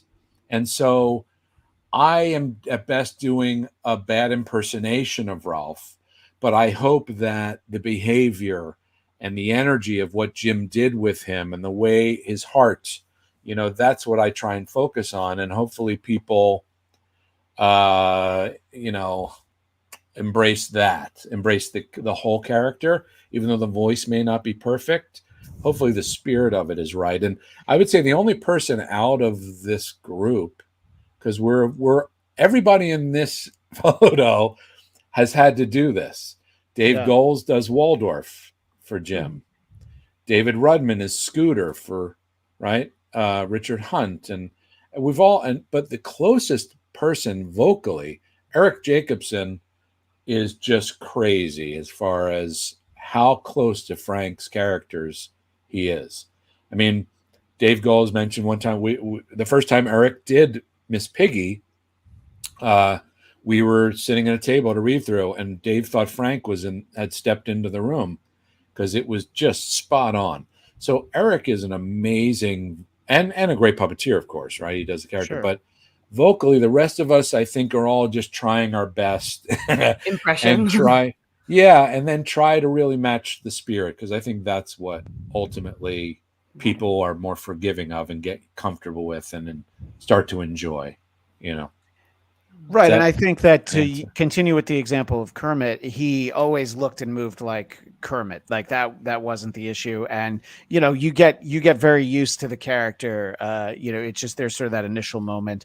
And, obviously, I think that there's an adjustment period. But if they're moving right, that like I hadn't thought of it the way that you're saying it, it really is a huge percentage of it, because if they're not moving right, you're like, okay, well, this doesn't sound right, and what's going on with, and if they're interacting well with the other characters, if you believe the relationships, the Muppets are about the relationships below the Muppets, right? We don't really have people that just come in and do a character and then leave, it's there's this repertory company, right? It's this group of female, male, everybody. We all have relationships, and that's what comes through these characters as well. But like Matt Vogel is currently going through this Kermit transition. Yeah. There are 25 years of fans of Kermit that are Steve Whitmire's, that are used to Steve's version. Right. Yeah. So now it's a new period, and Matt is experiencing that doesn't sound like him. Kermit wouldn't do that. All the things that Steve went through, the first probably 5 to 10 years. Right. Well, no, it's great. It's just something that I wanted to kind of get the insight on, because I have the unique opportunity of asking someone who actually knows. But you were about to move on to another photo. I just I don't know. Yeah, there's our sisters. Well, let's spend some time on this. Yes, Barretta's sister. They're gorgeous. I can totally see where the fashion sense comes from your mom. Yeah. Well, our mom named them Gene and Billy as well. It's just spelled differently. Jen. Yes, and Billie. This happened because she didn't have daughters, and so one Christmas we decided to go to one of those glamour booths. Yes, so we did a whole series of them. This is so great. Oh my gosh, I love that. Johnny and Tony. Of course. This is kind of a beautiful thing. Actually, not kind of. It is. This young lady on the right. Her name is Christina. I think it's Donnelly. Christina Donnelly. And this was on Muppets from Space. And it was a Make-A-Wish day. She came, and her Make-A-Wish was to come and be with the Muppets. And so I gave her, we had this morning breakfast scene that opens actually the film. And I gave her a lamb, and she performs. If you see the movie, she is the lamb at the table. I think we named her Babs or Babs the lamb, Babs the lamb. I can't remember. And so this was this young lady, and I hate to say it, I'm not sure if she got to see the film, because I think she actually passed the following year. But amazing, and this is this is what it's about, right? I mean, this is why we do all this stuff. And look at the guys, like they're just working, everybody's doing their thing. Everybody's loving the idea that she's there. And Peter, that's Peter Lynch behind her. He's probably watching her and make sure she's good and looking after her, Well, and Bill, tell me if I've grabbed the right image. There it is from the movie. Yeah. There's the lamb right there. There she is. Yep. There she is. Oh, that's going to hold so much more meaning to me now when I rewatch it. Well, and Katie's noticing there's an empty chair there, and she's like, "Hey, could I sit there?" Nah. No, it's one of those things that recently I have a baby cousin who's gone through a lot of like medical issues and posted something about how important it is for entertainers to be very entertaining, because it means so much to people going through medical issues. Because it's just like, it's something that brings them away from sort of that pain in life. And being a performer and seeing like people who are also inspirations to me, but also giving that gift to so many people, not just through being goofy and like collaborating with friends or whatever, but like giving that hope and that joy to people who don't have it. That's why I love entertaining, you know, and it's no, that's right. That's what it is. It's why we do it, you know. Hopefully it makes people feel good or inspires them in some way or makes them feel accepted or whatever that is, especially with the Muppets. I think people relate to them because they're all so weird in different ways, and there's so many different types of characters. People relate to them in different ways, you know. This is kind of a fun thing. This is from our series in 2015. This is inside the Mayhem Band's band shell. There was the Miss Piggy had a talk show, and the Electric Mayhem Band was her band, house band. And this was inside, down below. I don't know if you can kind of see a monitor, but you know, the puppeteers would be standing below and they would hold the characters up above that kind of wood thing there. But we asked if, you know, the guests would sign, you know, so we have this thing of where all the guests sign. So you have Kristen Chenoweth and Joan Jett was here, RuPaul. I don't know if I can tell all of them. Tippi Hedren, Jack White, Joseph Gordon-Levitt. I think Mindy Kaling, maybe. Probably. Jack McBee. Nice. Yeah. So that was a fun thing to have. You know, they would call and then it was like, I hear there's a sign. Like they wanted to come sign it. Right. Oh, that's funny. It's a cool shot. We shot out in the desert with the band and Kristen Chenoweth. They get lost in the desert or something, I think. We can kind of see how everybody's down below. This isn't standing, obviously, because we're in the real world. I was gonna say, I was like, you probably didn't have to build too many like lifts because of Kristen Chenoweth being so small. Perfect size. Honestly, you know, when we cast, not that we don't want amazing people, but sometimes, like when we just did the last series, it's weird and doesn't make any sense and sounds ridiculous. But having a lead character that is 5'10" or more would not be helpful in a Muppet series. And so our lead, Lily Singh, is the perfect height for the Muppets. She's like, I think 5. Oh, she'll get mad at me if I get it wrong. But she's not super tall, right? Right. Perfect height. I didn't know that. And she actually, to me, she comes off as somebody tall. I don't know why, but I always thought of her that way. How tall are the both of you? Us? I'm 5'11", he's 5'10". Yeah.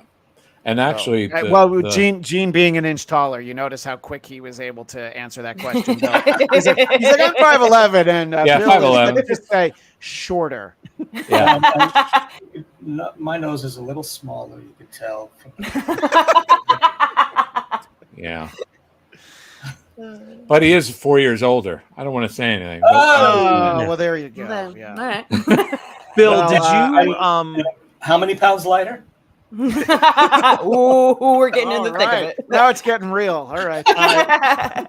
I'm calling you after the show. Bill, before the Muppets Mayhem TV series, there were a couple like infamous moments where the Electric Mayhem just like played music festivals. Were you also able to be a part of that like crazy cool experience? Oh my God, absolutely, yeah. I was part of putting it together. Oh no way! Your guys' version of "Home" by Edward Sharpe, I think, is better than the actual version of the song. Oh, wow. I actually get choked up watching that live performance. I think I'm sure Matt Vogel would thank you. I think that was his idea to do that song. Matt played Floyd now. But yeah, we and back then, Debbie McClellan, who was the head of the Muppet Studio, she was just the best and loved to try and get us to do things, you know, wherever. And we were like, hey, you know, these music festivals might be kind of cool. I don't know if we can do it because we can't do like an hour or anything like that. Not that people would want to watch us for an hour, but even, you know, a half hour could be hard because we got to keep our arms up in the air. And so I worked with the people at a company called Soapbox Films, who are a great producing company with the Muppets over the years. And we kind of came up with a 25-minute set that allowed us to do 2 songs And then we shot a video that the audience could watch to give us a break. And then we come back and we would do another couple of songs. And then a person named Jane Gutnick, who's this amazing artist, puppet designer, has been with Henson and back in the days with Jim. She came up with this idea of us wearing backpacks that would have a support that would hold our arms up off of our backpack, like an arm here that could move. And so it took a lot of that stress off of, us having to hold it up for a long time. But yes, we did Outside Lands, Golden Gate Park. And it was crazy because we, with all these different bands playing in different stages around the park, people would go to different ones, right? I guess it was my first music festival. So people would go to the different bands to see them. And just as we're about to start, I kind of peeked out behind our set that we had created. And there was maybe like 200 people, which was amazing. I was like, holy mac, guys, look at this. And we couldn't see the audience because we're all hidden back there. And we're looking at monitors because we shot it with cameras as well. So we could see what we're doing. And by the end, I looked out and the entire lawn, if you look at photos from it, there were 25,000 people showed up. Yeah. To How watch do you not walk over to the stage where the Muppets are going to be performing? Like, it was crazy, and we just could not believe it. And later I thought, we had live mics, right? So, but everything's pre-recorded. The Muppets can't play music, right? We don't actually play anything. What? So, wait a minute, thousands of hands couldn't get an instrument and keep that going too? So all these people came to see pre-recorded puppets performing for a half hour, except in between. We had little bits in between, and we would talk to each other and try to make it feel live. And all of that, Matt, like, producing this thing and making it feel live was a big part of the illusion, right? Is that, I designed that thing of how we were going to all be there. So, that we don't look completely tiny, that we could be full body as well, which was unusual. The guys in the front have full body legs and everything like that. But anyway, so, this idea of making it feel live, also the audio, our mics had to match the audio and the reverb of our songs. And so it was quite the undertaking. And I think it was crazy fun, crazy good. And that led us to Muppets at the Hollywood Bowl show. Yeah. I want to push back a little bit for a second because, obviously, yes, I don't believe that when I see Animal playing the drums that I'm hearing the live drums. But as someone who plays instruments and has watched many an actor fail at pretending to play an instrument, I feel like there has to be some element of the puppeteer, at least who's doing the hands, knowing what they're doing, because the Muppets are freakishly in sync with where the hands should be at certain points on fretboards and stuff. Oh no, that's it 100%. That's what we strive for. We strive to make it look like they're really playing. And I'll tell you, the guy that plays Animal's hands was a drummer and has the sheet music inside behind the drums. So, and he's playing. If those drums were, good, Michelin Sisti, who was also Michelangelo in Ninja Turtles and Charlene on Dinosaurs. And because I've thought that ever since, like I said, I love Rainbow Connection, but you watch Kermit's hand and his hand is where the frets are at that moment in the song, which again, watch any like teen flick where a character becomes a musician and you will see not guitar playing at its finest. So like the Muppets to do it is really impressive. Yeah. And I think that all started back with, Jim and Frank and how specific they were and what they did. Maybe, the fun of the Swedish Chef is that they're not perfectly in sync, but Rolf playing the piano, that's a lot of Steve Whitmire also back then. Steve was very specific about instruments and performing and making it really look like they're doing it. And like Dr. Teeth, I think at that event, I think it was a guy named Tim Lagasse, who's a great puppeteer, but knows how to play the piano. And he has a certain flair to it all, but he's playing it. He's really playing it. And I have a question from a while ago when Gene's construction team came and cut my power briefly. Well, you guys really are close to each other. Yeah. I missed out on, you were talking about, having to fill in for a past puppeteer's voice. And I know that you handle Rolf. Yeah. And unless I'm completely incorrect, I feel like Rolf was post Jim's death retired for many, many years. Up until I want to say 2011, was there like extra pressure on kind of having to revive such a beloved character who'd kind of been like out of the spotlight for so long? Or was that less stressful because you're like, well, some people, this is going to be their first time ever seeing Rolf and they don't have something to compare it to? I think you just have to watch the show, Matt. Okay. No, I'm kidding. Okay. Yeah, a lot of pressure, yes. And actually, the first time I ever did Rolf was in Muppet Treasure Island, which was 1996, but it was just a laugh. Yeah. It wasn't any dialogue, right?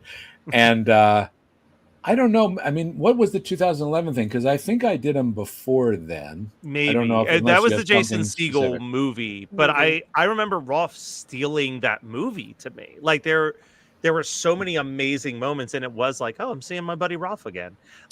Yeah, it could have been. I mean, I don't remember. Because I think there's a joke about it in the script. Like, where have you been? And he's like, oh, I've had a crazy couple of years, and then you're just kind of like lounging in a he was sleeping or something. Right? You know what? Honestly, I don't know. I mean, I don't even remember when somebody decided that I should do him. I don't remember when that happened exactly. It was Brian, I'm sure. Or actually, it's interesting. You could be right about something. So I think there was a thing that happened where I went and had lunch with Jane Henson. Okay. We went to Sardi's in New York. Nice. And I think she wanted to, and I had met Jane. I knew her because of Brian, and I knew her. But I think she was trying to see, really get a sense of me. Like if I was somebody that could take on a character like Rolf. I don't know if this is completely right, but I feel like there was something about she needed to get to know me a little more. And it might have been around that time, Matt, when then I started doing him. Because even the Swedish Chef, I think I did earlier, but that wasn't, I think, as close to the family and as important, as somebody taking on Rolf. And I remember during Dinosaurs, I felt like there wasn't anybody doing the gruffy Jim voices. There wasn't anybody doing this stuff, and those are the characters I was drawn to the most with Jim. Those are my favorites. And so I don't know. I don't even know how it came about exactly that I started. I just double checked and fact checked myself. So he was retired, but it wasn't as long as I said. He was retired from 1989 to 96 when you started doing him for Muppets Tonight, but it says that throughout it was a lot of just short one-line things like yelling "Hey Kermit" or getting used something to like that. Yeah, which makes sense. Yeah.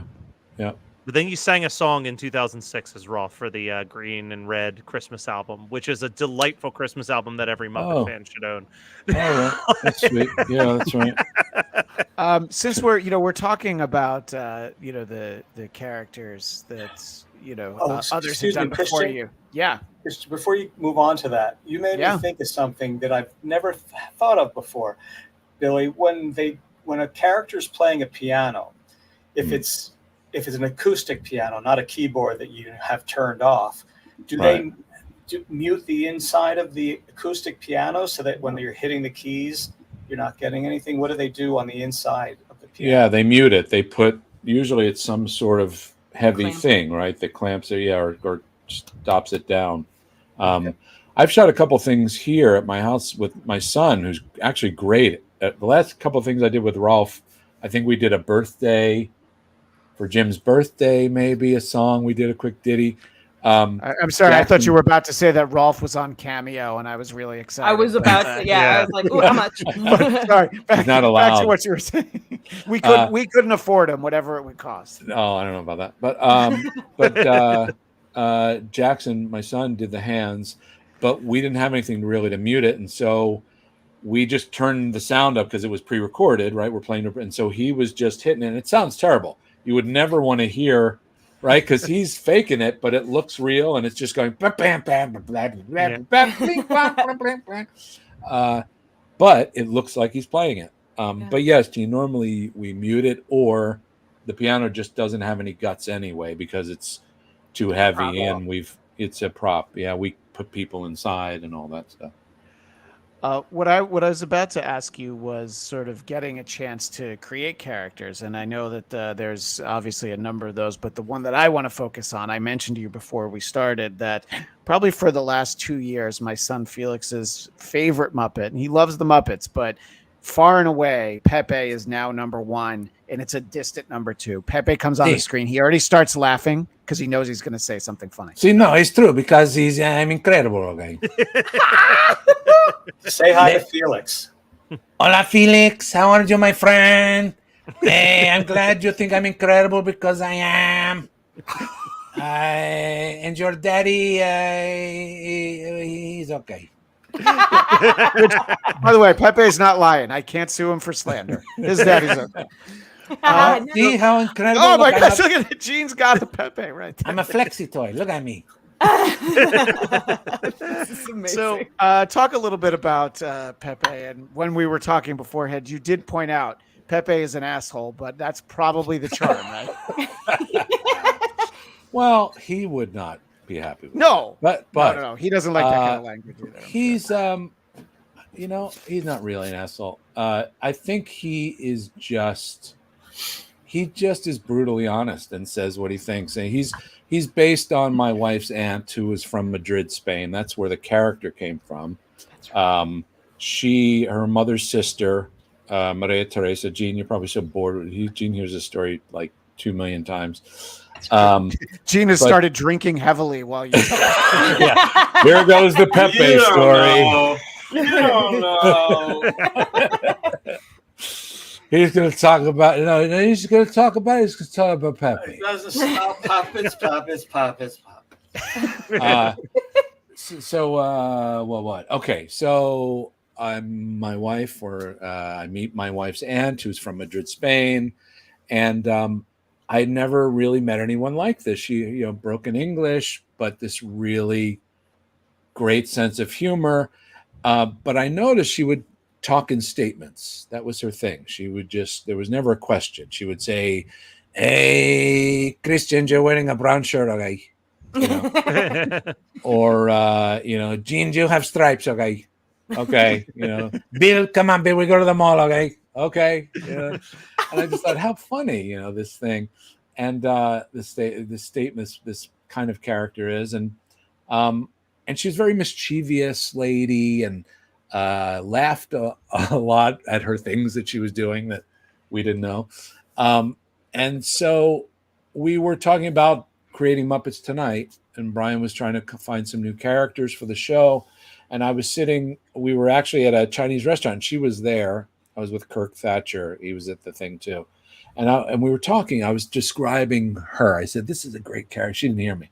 "This is a great character. She's funny. She's mischievous. She's naughty, and she thinks like it's a lot's about her. She's very selfish." And Kirk said, "Did you say shellfish?" And I said, "Yeah." And he goes, "Oh man, maybe it's like a crab or a lobster, or a shrimp." And I said, oh yeah, maybe shrimp, but maybe it's a king prawn because he's got a big attitude, and it's not a shrimp. He's got a big. And so that's where we came out of. Getting the character becoming a king prawn was based on the characteristics of my wife's aunt, and so. And then I made it bigger and broader. It became a bigger version and broader version, exaggerated version of her, but totally inspired by, the way she just approached things, Well, it's interesting because as you're talking about that, I started thinking that I bet that, you could do sort of the lineage of most characters and talk about little elements. Like somewhere along the way, somebody said, "Hey, what if Miss Piggy knew karate?" And like my whole life, she's known karate. But at some moment, somebody decided, I think she needs to know karate. And, you know, the little touches like that. I don't know. I think Frank just walloped Kermit at one point. They were trying to find a way to get out of it. Yeah, they talk about it in the documentary that he was supposed to like punch him or something, and he's like, I don't know why, but I just karate chopped him. Right. But I think Piggy's also one of the characters. There's a handful of characters in those early Muppet days. I think Elmo's another one of them, where until a specific person put that puppet on their hand, no one knew what to do with it. Because if you watch the first like 5 episodes of the Muppet Show, that ain't Miss Piggy. No, yeah, she was a chorus or background kind of character. Yeah, for sure. Yeah, things just click, I guess, sometimes, or somebody goes, "Oh, wait, I think I know I know," because a lot of my characters that I've had a chance to create are based on people I've met or I know or in my family, or you know, that's where I draw from.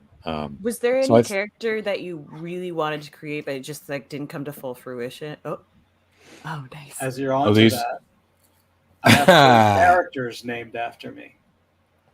Yes, there's Eugene the Wild Dog, which was from Animal Show. There's Clean Gene, I call him, Gene the Behemoth on the top right. Dr. Teeth has a set of teeth he calls Eugene. And is that the trombone? What does he play, Gene? That's an orchestra guy. Player. Yeah, he's in the orchestra pit for Muppet Christmas. What's it called? Merry Muppet Christmas. Yeah. Right. But yeah, like Johnny Fiamma's based on my dad and my grandfather. You know, Bobo's kind of like me, I think, probably the most. But sorry, wait. The question I misunderstood. Was there any characters that like you wanted to create like from a family member that just didn't come to full fruition, but you were really excited about? Nothing that I kind of thought we were set out to kind of do. You know, I think it just sometimes there's background characters as well that are just part of people or someone I've met, or you know, Howard Tubman is like based on somebody that was in my mother's life, you know, when we were kids, and Bobby Varga. Robert Varga. Yeah. So, but no, I don't know, Katie. I don't think so. Nothing where I was like, oh, I wish that had become something. A thing. Okay. Yeah. I guess on the similar vein of something that we were just talking about, but I mean, Kevin Clash has, I think, infamously said that, like, or no, was it? I can't remember who it was. Whoever does Elmo. Kevin. Okay. That was just a random monster puppet that had been on, like, you watch the Muppet Family Christmas special, Elmo is in there. Doesn't say a word. He's just a background monster until he picked it up and came up with a voice for it. Are there any characters of yours that was kind of a similar vein where it was just this puppet laying around the shop that you brought life into? Well, and just real quick about Elmo, Richard Hunt, you know, famous Muppet performer, he had Elmo on Sesame and he just hated it. He was like, I don't know what to do with this thing. And he just walked into the break room and threw it at Kevin and said, here, you do something with that. And Kevin just started doing something and it turned into Elmo, you know? Well, when we were trying to come up with characters for Muppets Tonight, we were in England and we had a rack of puppets that they brought out, just all kinds of different, you know, supporting characters, things that weren't finished or complete. And we would grab a puppet and got up in front of the camera. Frank would interview them, you know, and ask them questions. And Pepe, before he was designed as Pepe, was just this rod. It was a metal rod that had 2 eyes on it and a bottom flap that I could move with my finger. I don't even know if it had like maybe some shirt on or something, but it was just metal with eyes. And I started doing that with, you know, just to mess around. Johnny Fiamma I grabbed a puppet. It was a puppet that was based on the workshop sometimes would make puppets based on people in the company. Yeah. And Charlie Rifkin, who was the CEO of the, I can't remember CEO, but one of the, you know, top guys. Somebody made a puppet of him and I grabbed that and I was doing Johnny Fiamma with him, but it didn't really work, but the character was there. And then later they designed it based on me, and Robert De Niro from Casino. That was kind of the images we used to create Johnny. I can see it. And then Howard Tubman. I don't know if you guys know Howard, but Howard was this Viking pig, big Viking. Yes. You know. Yeah. And then I grabbed him off of the rack. He wasn't Howard yet, but that was this background pig that they had, big Viking pigs. And I grabbed him, and Frank was like, "Oh, what's your name?" Or no, Frank said, "So, what do you do?" And I went, "Well, I'll do whatever you think. I mean, let's see what we can come up with, you know." And I completely flipped the kind of look of him, you know, with this great, happy, excited attitude. He was very excited. And so was it a little fire scene or something? Or yeah, he was, just very like passionate and excited about being there, and like he was one of the chorus guys or something. Yeah. You know? Yeah. Really, I mean, to go back to Paul Williams, it's almost like the character of Beef in Phantom of the Paradise, where you have like this gnarly, like glam rock star until the second he's not singing. And he's just like, I don't have the range for this one. It's funny. Earlier, Kame Egan said, I love that Jim was about controversial celebrity hosts like Alice Cooper. And when she wrote that, I was actually thinking about Paul Williams in the Paradise, basically, signing careers with the devil, which is the concept of that Alice Cooper episode. Is he's just trying to get some souls signed up for the devil, which is for a kids show in the 70s. But I'm a huge Alice Cooper fan, so there was a stretch where I recorded the Muppet Show every single day because I was like, I got to get that one. I have to be able to watch it again. But anyway, we're going to say, is it Kame? Is that how you pronounce her name? Kame Egan, yeah. Kame. So I think what's interesting is that because with the Muppet Show Jim was in Sesame Street, right?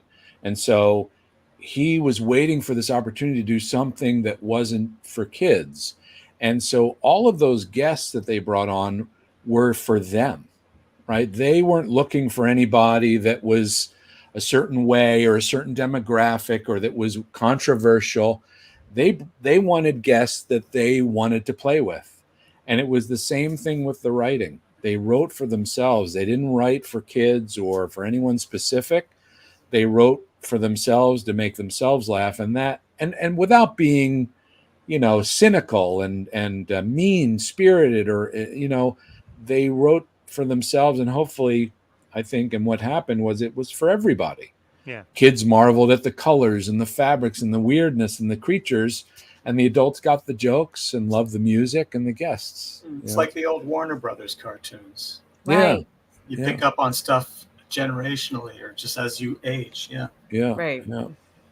Yeah, and I think that sort of, it always operates on those levels. Like there was sort of this amazing moment in the Mayhem series where Peter Jackson is there, and there's a reference made to a film of his called Meet the Feebles, which is not for the easy heart. I'm like, I can't. I texted my friend Dan from growing up in middle school, and I was just like, you have to watch this show. I can't tell you why. Watch every episode. And just the idea that it would even be mentioned was so funny, that Muppet characters were mentioning the Feebles. Sorry, what'd you say? I mean, even with Mayhem, you have literally an episode where, for lack of a better term, the characters are tripping on acid, but they come up with a way to write around it where it's like, oh, it's just expired marshmallows. Well, it's like how on that 70s show, they'd sit in the basement and light incense. Yeah, if you remember, especially in the early seasons of that 70s show, you find a way. Yeah. Oh my God. Well, Gene, I have not had an expired marshmallow, but I have had an expired peep, and I feel like that's the same thing. Yeah. Oh, similar, very similar. Yeah. Actually, we had to think of a way of, using food, and that Disney would allow. Sure. That was the only way they would accept it. With the stuff that they gave the thumbs up for throughout all of Muppets Mayhem, and that's why it was like one of the best shows of last year or 2 years. Oh, thanks, man. It truly was. The Peter Jackson thing. I actually got to I directed that day, and when he came in, he had all these ideas for this scene. He had flown in from Australia, and his family was there, and his wife was going to pick up DVDs of a thing that he wanted to play in the scene, and he had all these great fun ideas, but we just couldn't accommodate. do it, right? And so I spent some time in his trailer, and we were talking about, how do we do this? And he was lovely, really, really great ideas. But, we had to kind of stick with where the scene was going and how much time we needed to devote to it.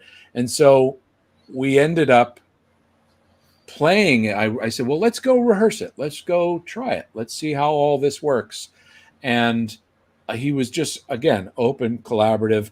And it went back more towards what we had written, except he wanted to do that attitude like Gervais does, that kind of ego. He wanted to be that jerk kind of guy, like when he says, I only shoot trilogies or something, whatever. It was something like that. Right. I think that was one of his lines, but it was just amazing to have him on the set. It took us a while to get him, but he came and he did it, and it was pretty cool. And then of course it gets canceled and gets nominated for and wins all sorts of major awards. Yeah, Right? he win Emmys and things. Yeah, So this is. That infamously happened for the Ben Stiller show. I think Sports Night got canceled and won awards. Yeah, so of course. There's plenty of examples of the network that doesn't quite realize what they have. Unfortunately, yeah. Well, and this was from 2015 series. This is the church from Kill Bill, where Quentin Tarantino shot out in the desert, but I can't remember why we stumble upon it, but the band is out there in the middle of nowhere. I think the van breaks down or something like that. But this is an example of us working on the ground. We're cheating a lot for the shot. We're a lot higher than we would normally be outside, but it works for the angle of the shot. This is a Muppets from Space shot where I think the ship is coming. So you can see different performers down below looking at their monitors, and this is from Muppets Now. We didn't keep this scene, but this is Dr. Teeth with real bees. He was a beekeeper. Oh my gosh. So we had real bees. Isn't that great, by the way? That's show business. You spend all this time around live bees, worrying about whether or not you're going to get stung. And Yeah, that's not in the show. So it's been cut. Yeah, it didn't work. You didn't get stung or anything, did you? No, everybody was fine. This is there he is, the idiot. That's the scene. The one on the right. I mean, yeah, that's the scene he did with the two soprano actors. Right. Was that Mary Muppet? Letters to Santa. Letters to Santa. Santa. And then one more. This was for Toyota Highlander or something. So the driver of the car is in the back. Oh, so wow. They built this version of the Toyota Highlander so that they could drive from the rear, and that we could put characters in the front seat and go to drive-throughs and gas stations and shoot people's reactions to us pulling up. Incredible. Yeah, so this is a version where Pepe's driving, which is impossible. His feet would never work, but yeah, part of what I do is come up with how we get into these places, right? How do we cut out the seat, and where is everything how do we get in there? How do I make the puppeteers comfortable? That's part of my coordinating position. There's a bit of engineering involved. Oh my God, always. Yeah. The logistical side of Muppets is just ridiculous, it's and figuring, and there's always something new. Every situation. I mean, you kind of go, oh yeah, well, this is similar to so-and-so that we did, but there's always something new to figure out. There's always, for new directors working with the Muppets, there's always a period of a learning curve. And Billy's usually the one to stand with them and say, well, this is how you need to set it up to get that shot. It's complicated. Yeah, it's crazy. But I think that's it, actually, because I don't know how many more shots. Well, that's great, and I think we're also at the point just shy of 2 hours where we're getting holy mackerel. Let's do another two. Come on, listen. This is a marathon. Yeah, exactly. All right. It's the Jerry Lewis Labor Day telethon. We've got now we're just going to watch 20 every more hours. Muppet project and do live running commentary until we're through it all. But obviously, it's always fun to get to talk and find out about what's going on behind the scenes of the things that we all really care about. And the reason why I made sure that Matt and Katie were a part of this conversation is I know how important the Muppets are to them, like they always have been to me, and continue to be. That's it hasn't gone away, and it's seeing the documentary idea, man. It's very inspirational, and you feel great about Jim's legacy. And then when you get to talk to you guys, that the legacy is in great hands. And so many of the things that we're talking about are things that have happened in recent decades. And I want to ask my co-hosts if they have any final thoughts or questions. Katie, is there something that you've been hoping to get to, and I just won't shut up and let you get a word in? Just honestly, there's so many things, but my brain is overloading right now with pure joy. I did want to just mention within the documentary how amazing that Orson Welles quote was when the interview that Orson Welles gave to Jim and to Frank, and he was just I had to write it down, but he was like, "You never saw a puppet." The most pure Orson Welles delivery ever, and I was just like, oh gosh, how did they never make an Orson Welles style puppet? But apart from that, that was just it was his admiration was the opposite than him talking about frozen peas. So see how much he appreciated that. Matt Kelly. I feel like we've covered so much. I guess want to ask, there was a wonderful. You want to know where we're gonna meet for lunch, don't you? Yeah, well, listen, there's plenty of good options. No, but I was gonna say, Bill, you were part of what I think was one of the most fascinating early Disney Plus shows, which was Muppet Moments, which were just these we were talking about the little girl saying "I love you" to Kermit. It felt like it was just a series of 60 shorts of that. That's what I wanted to do. Yeah. I just wanted to get kids' reactions, because I felt like with these Muppet Show characters, you don't get a chance to do a lot. Like on Sesame Street, they had a Kermit, right? And Jim didn't think of Kermit as a little kid's character; it was just a character, and so I just wanted to see what would happen, and boy, I loved it. We did a day of it. Favorites. There's some good ones. Whenever I'm with friends who have kids, I'm always like, just put on Muppet Moments. It's just my go-to thing. It's so soothing and fun, and they're bite-sized. They're 30, 40 seconds, and they just get in, get the joke, get the punch, get the cute moment, and then they're out. Yeah. It came up in passing, but the thing that I wanted to mention, it's something that I take great pride in introducing people to, including Katie, is Muppet Family Christmas. And I describe it as the Avengers Endgame of Muppets, because it's not just our Muppet friends, it's also Sesame Street, and it's also Fraggle Rock. And it's look, they're all together. And I mean, I loved that. And we watch it with my kids every year. And every time it gets me when they cut to Jim and Sprocket washing all the dishes, because it's always such a nice reminder of sort of that era. It weirdly feels like a goodbye from Jim to his audience in that moment. Yeah. The way he just says, I like when they're having fun, and then just kind of walks off to wash the dishes. And knowing what we know now, just a couple years later, it feels like such a sign off. Yeah. Poor Sprocket. Of anybody to help with the dishes, Sprocket really wasn't the one. He licked them. He licked them. Yeah, you know what? That makes sense. What a beautiful juxtaposition to his Clock, short film. In that moment. It was similar to that, which unfortunately was never filmed. I think it was union issues or something. But has it been 10 years or so now, Billy, where they played Carnegie Hall, and it was all the music of Jim Henson, and you had Muppets and Fraggle Rock and every version of Muppets programs, all and with celebrities and things, and it was an amazing show. Yeah, but that was not recorded. Yeah, unfortunately. It's too bad. Yeah. And while we're mentioning projects that people might have forgotten about, a few years ago, 4 or 5 years ago, there was a Dark Crystal series for Netflix that only also got one season. But I think it's important to just shout out some of these things that people know. We've had a great chat the whole time, and we really appreciate everybody who's been in there. I want to let people know if they popped in for just a little bit of the video.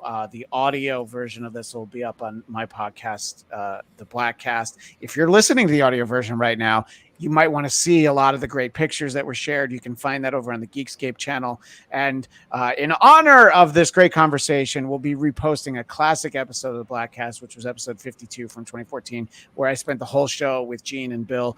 Pepe made an appearance on that show as well. So I at some point he's going to come looking to me for residuals and royalties. You know what? We never, and maybe I just blabbed on too much or something, but I mean, we never talked about the documentary that much, really. And I guess I'm just curious: is there like a quick thing that anybody loved especially about it, or I don't know? I mean, I was so excited to watch it, having read the Jim Henson 500-page biography 8 different times. And I think something that I really loved about the documentary from Ron Howard is that they didn't shy away from the fact that Jim was all of these amazing things, but he wasn't exactly the home run husband at the end of the day. And I like that because I think it's very easy to make this documentary that's full he was flawless hero worship. And I feel like Idea Man acts as almost a inspirational doc that's also a cautionary tale of what happens when you are too invested in the work that you're creating, that you let the rest of the things around you kind of take a back seat. So I just thought that was amazing that they included that element. Yeah, and I loved the honesty of Jane's situation. I thought was conveyed beautifully, that what she had to go through and what she gave up, and everybody thinks about Jim, and so I thought that was great thing to do.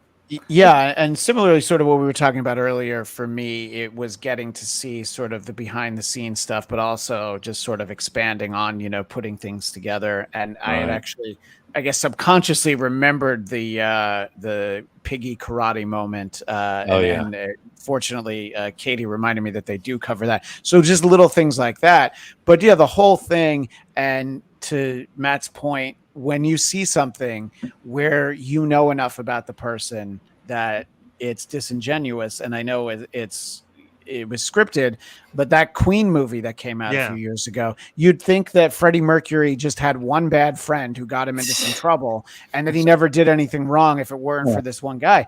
And it's just, I mean, that's why Sacha Baron Cohen was like, I can't do this movie. You're not telling the real story. And I don't know. I think knowing that people you look up to and you admire are flawed, it's like, it makes you feel like, okay, look, they're human just like us. And I did get that feeling watching Idea Man, that, you can be all these great things, and, people can still have had other experiences. Katie, a real life. I thought what I really liked was how they spent a significant amount of time with his pre-Sesame Street life. Yes. Because I meet a lot of fans who get angry when they see the Muppets do something more mature and think Jim wouldn't have done that. That's not sweet and happy and lovely, and they don't know, that he did Sex and Violence was the title for one of his pitches, and we and my all girlfriend, of that TV stuff. I was gonna say my girlfriend and my girlfriend and her 9-year-old.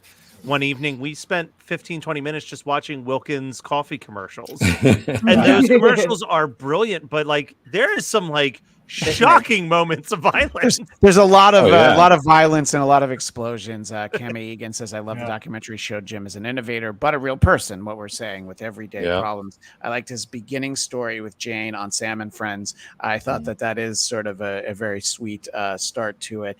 And one of the things that always interests me, and they do touch on it in this, is the early weeks of Saturday Night Live. They had Muppet segments, and the SNL writers hated having the Muppets be a part of it. And it's just like, because guys like Michael O'Donoghue, who were these like counterculture, like we're gonna shake up the system, man, like that guy, like they don't get like, no, you can make it work if you don't just go like, oh, it's a dumb box of puppets. All right, you've already lost it. Like you're not. I didn't even know that the Saturday Night Live writers were writing the bits. They weren't even letting the Henson people contribute to the scripts. I think at first they did, and then the SNL writers, it was like you kind of got assigned to it. I only know that from an SNL book that I probably read like 40 years ago. Sure. Yeah. But that's kind of crazy to think about, because in a certain way, Michael and Jim should have been best friends.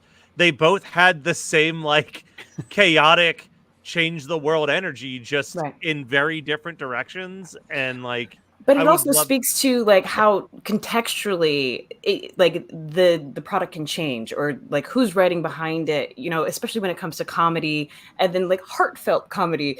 I mean, there was so much with the Muppets before and then that was like, oh, it's cutting edge, like adult humor, all of that. And that's such a beautiful thing. But like in the right context, it doesn't quite work if you're trying to do too much edge like SNL was doing. Or it's back to what we were talking about earlier too, is that family feeling of a team versus the cutthroat version of a team. And I don't think you get more cutthroat than the first couple seasons of Saturday SNL. Night Live, where every single person wants to be the most famous person. Especially if you were a woman in the cast or on the writing staff, from everything you read. I think that there's a lot of times you can do knowing things.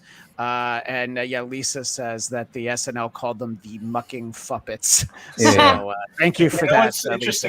What's interesting to think about is that having that entire early career. Think about what children's shows were like before the humor and there was, when you compare that to everything else in children's programming back then, Sesame Street was pretty edgy and cutting edge as far as the characterizations go and the subjects they touched on. So he was able to bring all that to a children's show, and the blend together made something that was in between the two and had such success. I got a chance to go to the screening of Idea Man. They had like a panel afterwards with Ron Howard and David Glazer and Brian and Lisa. And but watching it, the screening, my son Jackson was with me, and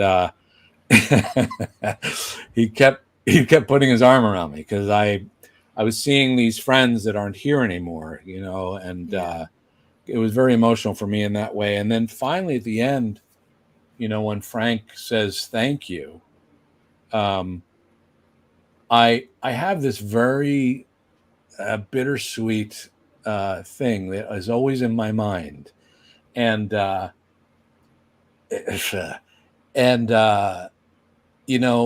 if Jim hadn't passed away, there's probably zero chance that I would be doing what I do.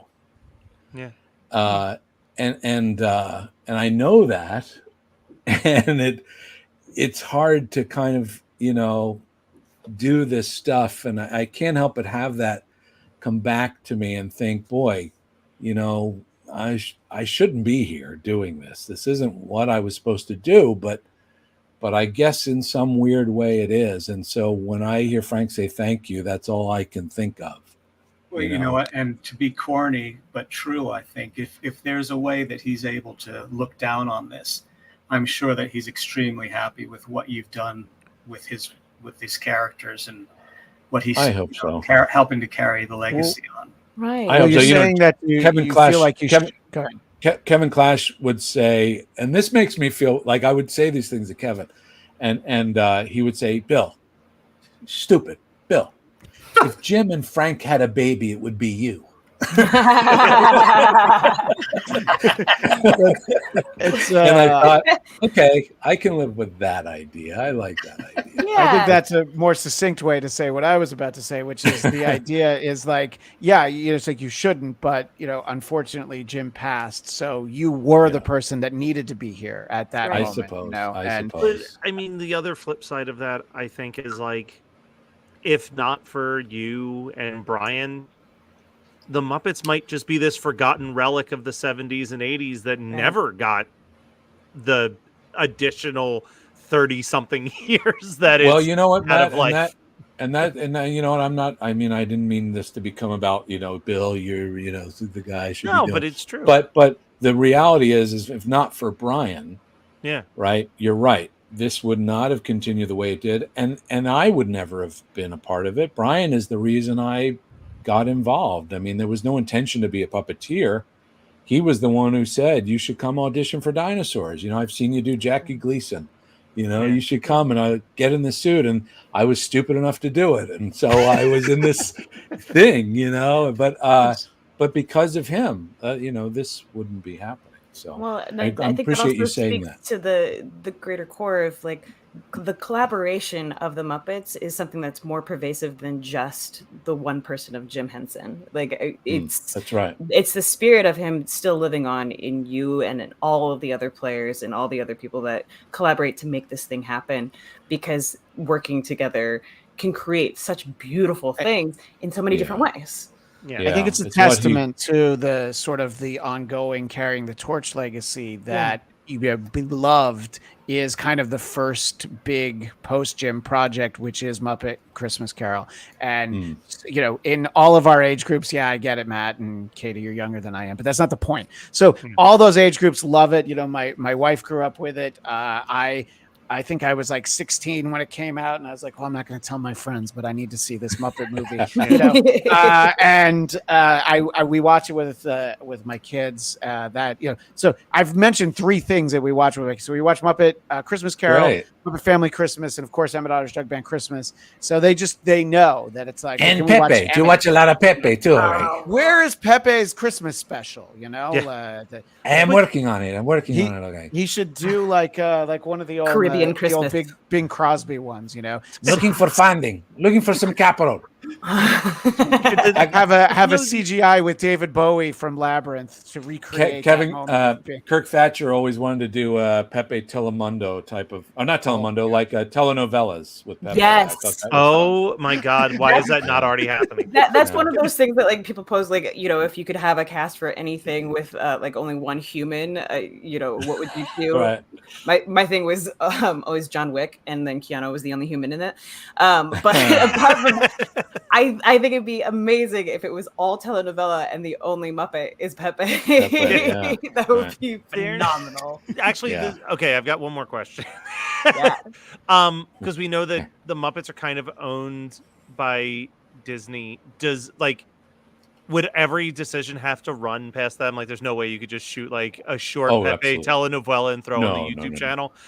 No. There's some new great people that are running the Muppet Studio that work under. The Muppets department is now under Imagineering, which is then Parks and Entertainment is under Imagineering, and these people are from Parks and Entertainment. They're amazing. Lee Slaughter and David Lightbody, Michael Steinbach. They are running the place for the Muppets, and so everything goes through them. But they're great, and they would love to do this kind of stuff. It's just timing and funding and all the stuff that you have to go through. All that stuff. But I wish I could just make something every day with. Because I'm imagining it as literally not even just a normal it would be like a behind the scenes, like he's the star of this telenovela and his life like behind the scenes when he's not like he can't go down the street without being mobbed by like adoring fans. So I think what you're talking about is basically a Pepe Larry Sanders show. Yes, where the show within the show is a telenovela. All right. Well, let's. So Matt Kelly can be an executive producer. When this all right, there you go. Today.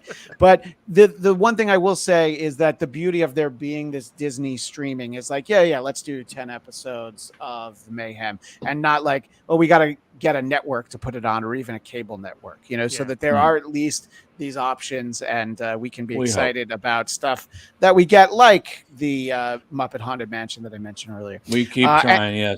Yes.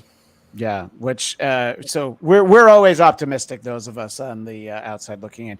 Gene Barretta, Bill Barretta, obviously the Barretta brothers. It was more than 2 hours ago the last time that you promoted it. So Gene, let everybody know. No, we're sorry for taking up your time. We literally, Matt, Katie, and I could do this for another 2 hours. Although Katie and I have to host another show in 46 minutes, but that's besides. I actually have to meet at 11:15. I have another Zoom I have to do. Perfect. All right, so why don't you say? You can say goodbye if you want to get on your other Zoom. Thank you. Obviously, earlier they were talking about they don't know where they're going to go to lunch, but we're going to go to Vito's.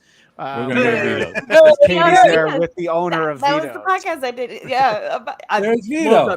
I'm telling you. Vito? Oh, my God. Okay, great. It just looks like a Vito. So it's perfect. I know Vito. Vito used to be in Los Feliz, his original spot. This was like when in the 90s.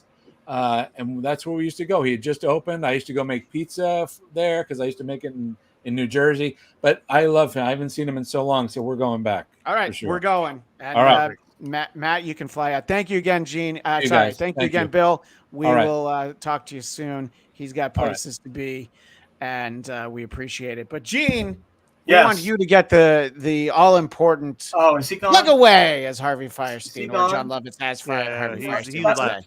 That was all bullshit, man. He was lying the entire time. God, you know what? He has this fantasy. We needed to do live fact checking like a presidential debate. We should have had it at the bottom of the screen. Just like Pepe Facts. Yeah, he was actually on his way to work the deli across the street. So where do people find the classic Barretta Brothers episodes? The BarettaBrothers.com will take you to either the podcast or the vodcast. And everything is there around the Barretta Brothers. If you want to see some really cool children's books, you can go to GeneBarretta.com, which is my real job. And in some of those books, you will see me drawn into into a couple of spots. So I always appreciate that.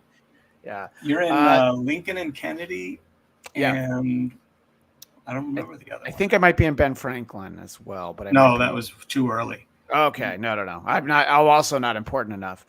A joke from much earlier that Sam Bibley posted. Christian, watch out! There's someone behind you. Oh shit! You're about to get Abe Lincoln. Hey, Sam, too soon. Okay, too soon. All right. Yeah. Some of us are still reeling from Abe Lincoln. And for our audio audience, I'm sitting in the balcony with Statler and Waldorf. There's all the artwork for my next book. Oh, cool. Hanging up on the wall.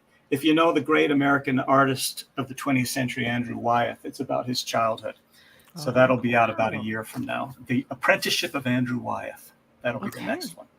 Well, for our live audience, Katie and I will literally be back on Geekscape in now 43 minutes, and I have to watch a 44-minute episode before we do it. We'll be talking about, there were two of them last night. We'll be talking about Agatha Comes Along, the new Marvel show.